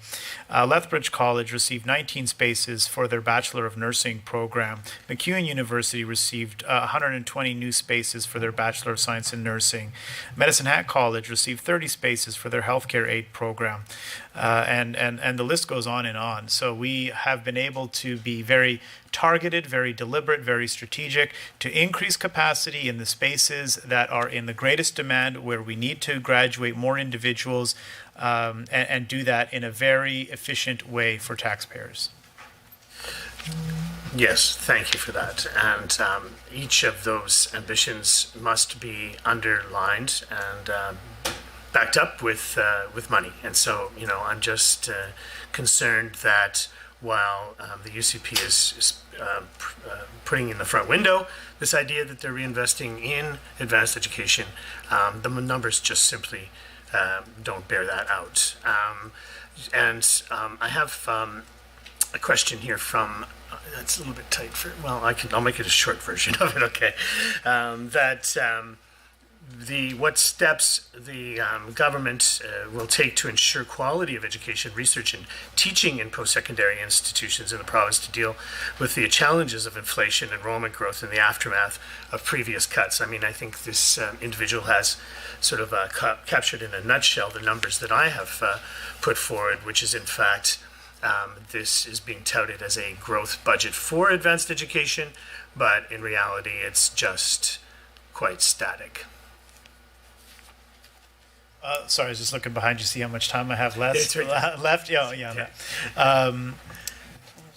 I don't know how it's a static budget when we're adding thousands of new spaces to in-demand programs, increasing student aid by grants by 15%, and supporting key industries of our economy.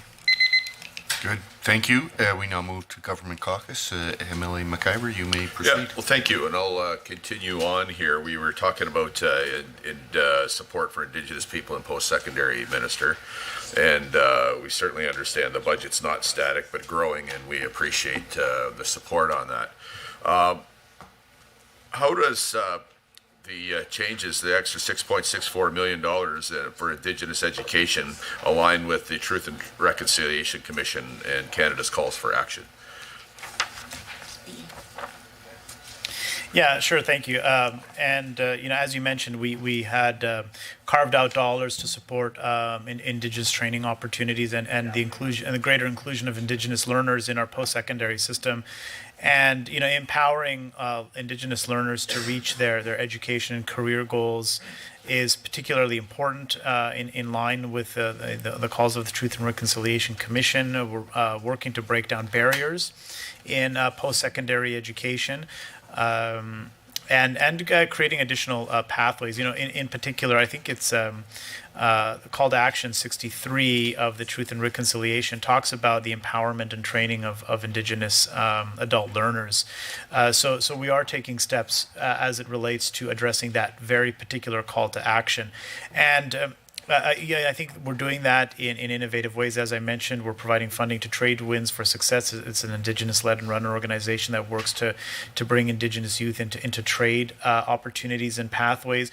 We're also working with the 5 First Nation colleges to support their efforts because, again, I think they know best about how greater to reach out into their communities and what educational programs are needed. And also providing some funding to our public universities and colleges to support their efforts. Also, First Nations colleges, if you'd briefly expand on what advanced education's work on that portion of your file and how it's going to improve the lives of Indigenous people on and off reserve, please. Yeah, our First Nation, the 5 First Nations colleges receive an annual grant of $640,000 from Advanced Education, and this goes to those institutions for to their discretion to be able to offer programming that is required and necessary in their community, and we are talking with them about. Investing an additional through the Alberta at Work initiative, investing an additional $2 million over 4 years to expand some of those spaces at those First Nation colleges, and also speaking with them about any other ways that the government of Alberta can be of assistance. Thank you, Minister. I tried to go fast and, because time's short. I'm going to pass the puck over to MLA Stefan now, if that's okay. Sure, thank you very much. And it's great to be talking to you about advanced education, Minister. This is a great ministry and a great area with our young and growing population. Central Alberta, as you know, Minister, is a very fast growing region. We're having individuals come to Central Alberta, well, to Alberta as a whole, from all over the country and throughout all the world. And much of this credit, the attraction to Alberta not only goes to entrepreneurs and businesses, but in Central Alberta, Red Deer Polytechnic. As one of Alberta's newest polytechnics, as you know, Minister, RDP plays a key role in attracting and retaining young people and generating research in Central Alberta that supports our industries. So the 2023-26 fiscal plan outlines an expansion in targeted enrollment in high-demand economic and healthcare fields, which you've alluded to, Minister. How much of this funding will go towards RDP specifically, and how many seats will that add? Sure, and a quick shout out to President Collum and the entire team there at Red Deer Polytechnic for the incredible work that they do. Indeed, Red Deer Polytechnic received just under $4 million as part of that targeted enrollment expansion initiative to add 711 seats at the institution. 40 seats are going to the computer programming diploma program, 150 seats in the healthcare aid certificate program, 168 seats in the Bachelor of Science in Nursing program, 64 seats in the medical laboratory assistant certificate program, 144 seats in the Practical Nurse Diploma Program, 22 seats in the Bachelor of Applied Arts in Animation, 75 seats in Machine Learning Analyst Diploma Program, and 48 seats in the Licensed Practical Nurse to Bachelor of Science Nursing Certificate Program. That is really great news. I know a lot of young adults with, again, Central Alberta growing so much. The best thing that we can do for them as a government is provide them with skills and knowledge that aligns with market demands so that they're able to apply those skills and knowledge in areas there's great need. So thank you for that, Minister, and thank you for your support of Red Deer Polytechnic and this government's support for that and for the intentional way in which we are serving our young adults. I'll turn my time over to MLA Walker. So much, MLA Stefan and Minister, for being here. This has been a wonderful, really productive and informative discussion, I would say, through the chair. And so we've had a lot of great focus on all the wonderful regions of Alberta as it pertains to post-secondary education, Grand Prairie, Red Deer. Well, heck, let's talk Capital Region, right? Why not? We're in the city of Edmonton. So, Well, I would begin saying, as you know, I have a vision, but I've just never been able to really get around to it. And it's sort of been an idea that's bubbled around the surface for a long time, and that is to have an industry-centered and supported vocational training institute, probably somewhere in Strathcona County. We are a big municipality, heavy in industry, but we don't have a post-secondary institution. Now, it could be something done through NATE or whatever. Like, I know they do a great job, Minister, with the Crane satellite campus they have in Spruce Grove. I went out there and that worked well. It could be something like that, or it could be something totally different to support the industrial heartland and the 3 refineries we have in Strathcona County. But anyway, that's an aside. I want to really, again, focus on the capital region here, and northern Alberta in general being a key economic hub and driver. I'm sure you understand how important it is to invest in our region. In addition, Edmonton and area is expected to grow significantly over the next 10 years and require thousands of new post-secondary seats for students. Just this month, and as detailed in your capital plan, you announced $125 billion for MacEwan University's new School of Business, and I'm so excited for this. I met with the great people, government relations people from MacEwan. It's really attractive. I can't wait to hear more from you on this. I think it'll be great for the capital region and Alberta in general, this capacity through a new School of Business, which they sorely need. So, Minister, my first question, could you please detail how many students this will support and the overall economic impact of a project so large right here in the center of our capital city? Yeah, thank you. And yeah, I was incredibly excited, as I think was the entire MacEwan community. When we made the announcement, folks from MacEwan University were just thrilled. I think is perhaps understating the level of excitement and anticipation.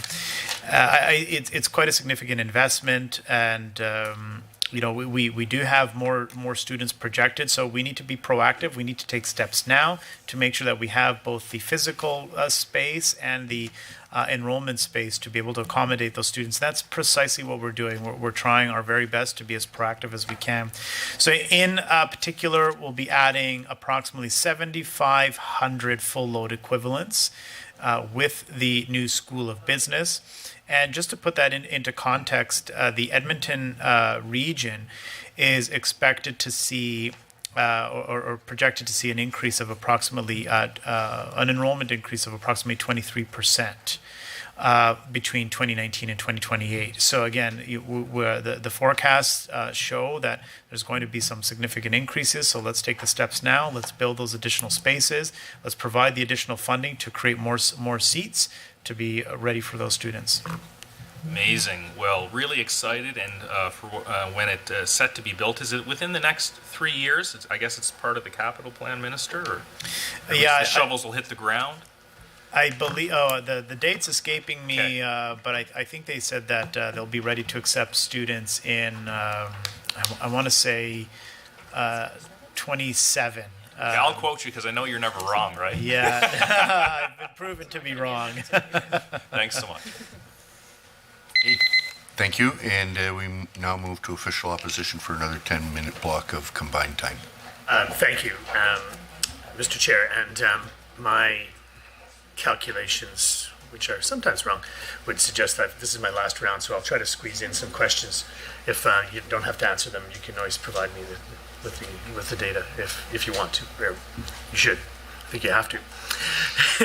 So every year I've been asking. For the first year, we did receive the Campus Alberta grants broken out to each school, and in each of the subsequent budgets, that information has not been provided. I mean, I've always managed to find it, but I think the public deserves to have that released as part of the budget, as it always had been in the past. And so I would ask, please, if you can provide the Campus Alberta grants as they are broken out to each school. I know some of the other MLAs were asking about, how much does Lakeland get, how much does, schools in their area get. So I think everybody deserves to see where the money's going to each school every year. We'll get it sooner or later. I would be sooner if you could provide it for me, please. In regards to, I have a question from the students in Calgary. They were curious to know, who did you consult with to build this budget in regards to students? How did that consultation process go? Who did you invite? Because they feel like they weren't, I think this was the GSA in Calgary, Graduate Students Association.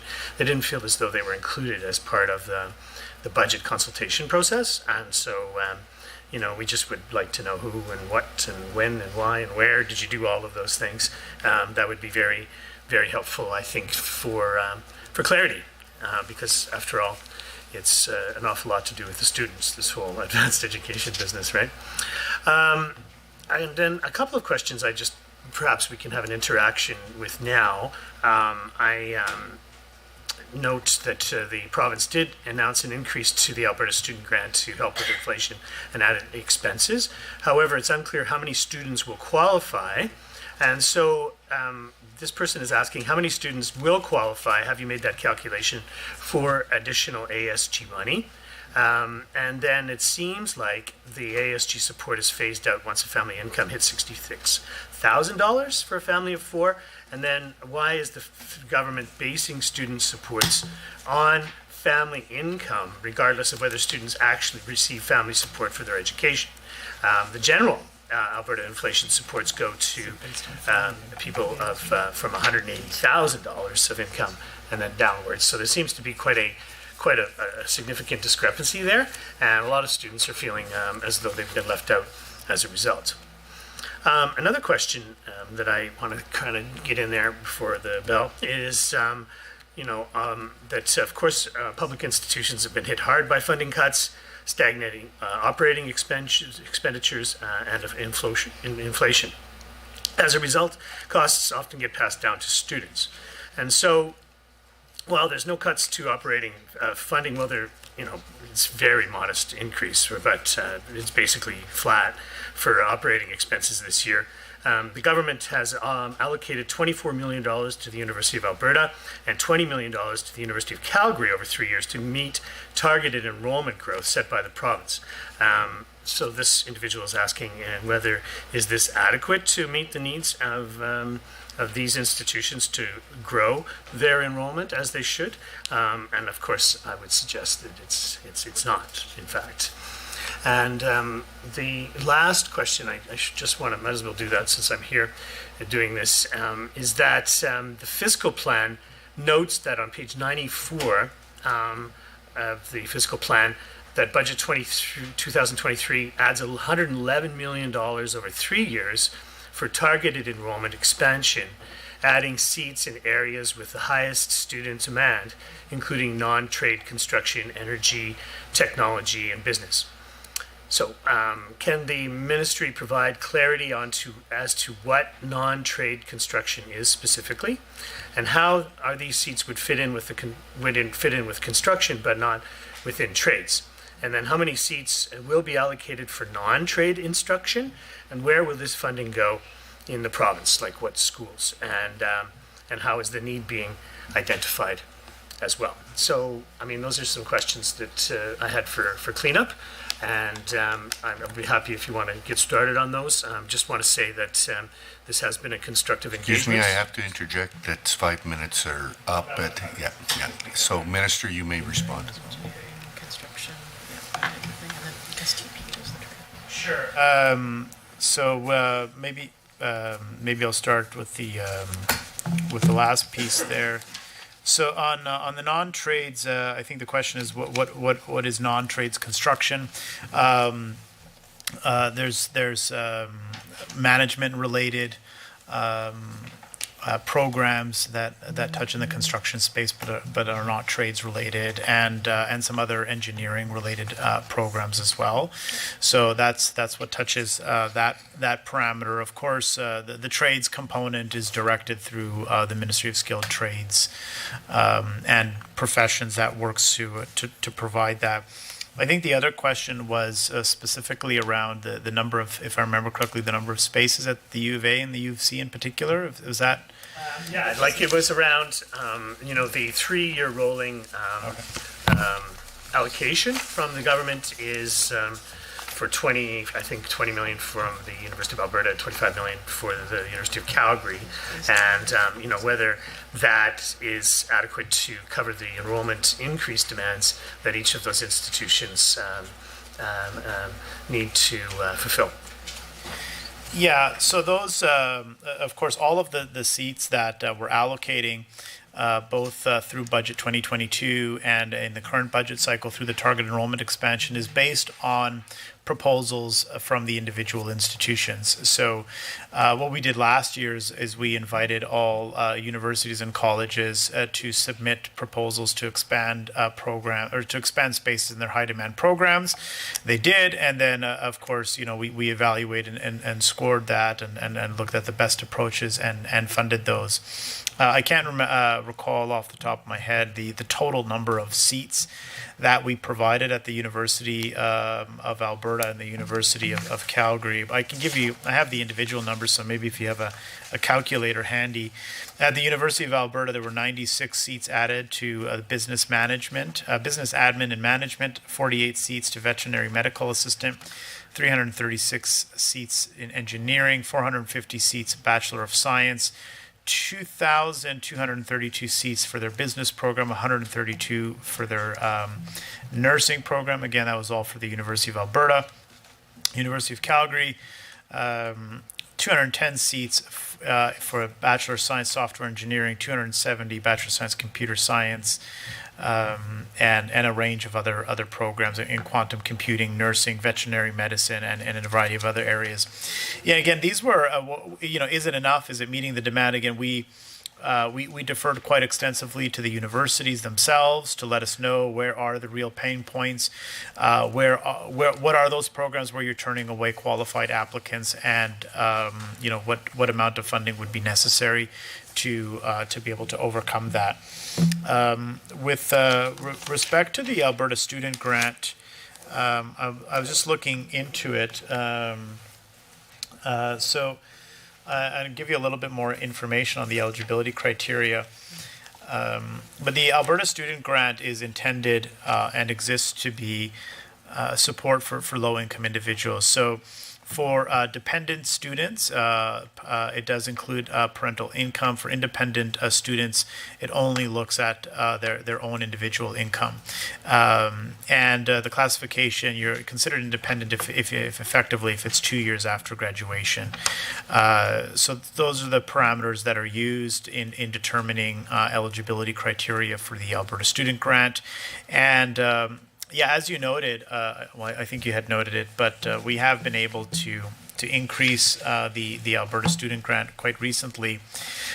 We increased the amount to $475 to support those recipients and those students to be able to receive the financial support that they need to participate in post-secondary education. With respect to, I'm trying to get through this quickly. I know I only have 20 seconds left. With respect to budget consultation, I listen extensively to our student leaders.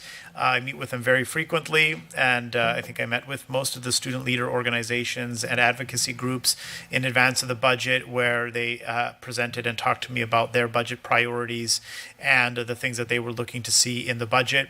And we tried our best to be able to accommodate that. Thank you, Minister. And we now move to Government Caucus. MLA Walker to proceed. Yeah, I'll cede my time to MLA Rosen. Okay, MLA Rosen, you may proceed. Okay, thank you, Chair, and thank you, Minister. I just have one primary question, and recognizing that we are winding down on the clock in our time together. I know a lot of the work that your ministry has focused on the past few years has been focused around targeted enrollment growth and making sure that Alberta's post-secondary system is reflective of Alberta's emerging and continually diversifying economy to ensure that our graduates are reflective of the jobs that Alberta needs at this moment in time, to ensure that our graduates can find employment and help to continue to grow and diversify Alberta's economy. Specifically, I know in looking at your budget on page 41, I believe that is the economic outlook section of your fiscal plan. It states that Alberta's labor force is expected to expand by 3%, or over 74,000 people just this year alone, which is the fastest pace since 2008. And so recognizing that with that continued population growth. We want to ensure that those individuals are well trained and have the skills they need to find employment in Alberta's diversifying economy. So my two questions are, one is around your Alberta at Work initiative. I know that it is intended to invest in more seats for occupations in need of skilled work. So I'm wondering how your ministry is determining what occupations those are and what targeted programs we need to create almost to future-proof our economy and get ahead of some of the emerging trends. And then in addition to those certain occupations, I'm wondering which specific programs will be offered. And going forward, off of that, I'm also wondering which programs and specifically how many new seats created total how many new seats have been created total so far in all of the collective new and emerging programs cumulatively. Sure, maybe I'll answer the last question. 14,000 new seats is the cumulative all-in total of what we anticipate through funding available through Budget 2020, 22 and Budget 23. So that captures everything from the expansion of seats in bridging programs, aviation programs, and all health, physician, nursing, doctor, all of the other programs. There's quite a lot rolled into that. In terms of your other questions about how we kind of determine and which programs were created. So what we did in the first round of the targeted enrollment program that we did last year, we looked at the top 200 programs with the highest post-secondary demand, and then narrowed it down from there. So we, as I mentioned earlier, we deferred quite a bit to our post-secondary institutions and asked them to take a look at their application and admission details and information and tell us, again, where are the programs where you're turning away students? And let's address that. And let's start to address that and create those more spaces in those programs where we're turning away students so that we can make sure that we have adequate space to be able to accommodate them. For the second round of target enrollment, and I think this ties into a question that MLA Agan had that I wasn't able to get to, but in terms of, where are those seats going? How have they been allocated? The short answer is not yet. We know the broad categories because we took a little bit of a different approach this time, but we don't know yet exactly how many seats at which individual institutions. We're still talking to our universities and colleges about that. But for this cycle of target enrollment expansion, what we've done is we've taken a look at those areas where we expect to have labor shortages in 2030. And we've looked at data from a variety of different sources, a variety of different ministries, to compile that information and get a clear sense of those areas that we're projected to see a shortage in 2030. And the ones that came up were, we mentioned construction, non-trades, and again, that's civil engineers, construction managers, inspectors, and other engineering professionals. Healthcare, nurses, nursing supervisors, paramedicine, healthcare technologists, and other areas. Broadly in technology, we'll also be creating additional seats there. That's in graphic design, computer programming, information systems analyst.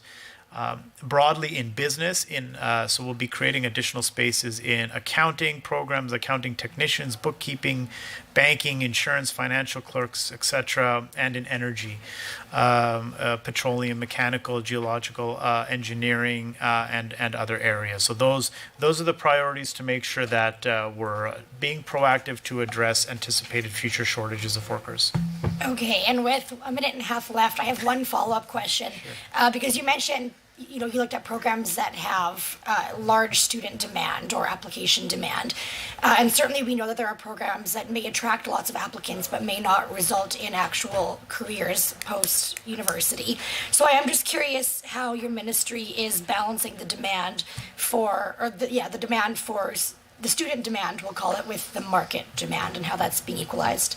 Yeah, it's interesting because there's often a lot of parallels. The ones where there is a high economic demand or need in the workforce tend to have high levels of applicants as well. So there's usually a lot of correlation that you can draw between those two areas. So that'll help to ensure that we're adding the spaces in the areas where the students are looking to go, and that also add to our workforce and add to our economy. We can't put ourselves in a situation where 5-6 years from now we are incredibly short of professionals in any particular industries, and that of course causes significant challenges for recruitment, for new investment, for that aspect of our economy to grow, whether that's aviation, tech, film, television, energy. We need to make sure that we have the adequate number of individuals graduating from those programs to meet those future needs. Okay, thank you. And with that, I must advise the committee that the time allotted for consideration of the ministry's estimates has concluded. I would like to remind committee members that we are scheduled to meet Monday, March 13, 2023 at 7 p.m. to consider the estimates of the Ministry of Skilled Trades and Professions. Thank you, everyone, and this meeting is adjourned.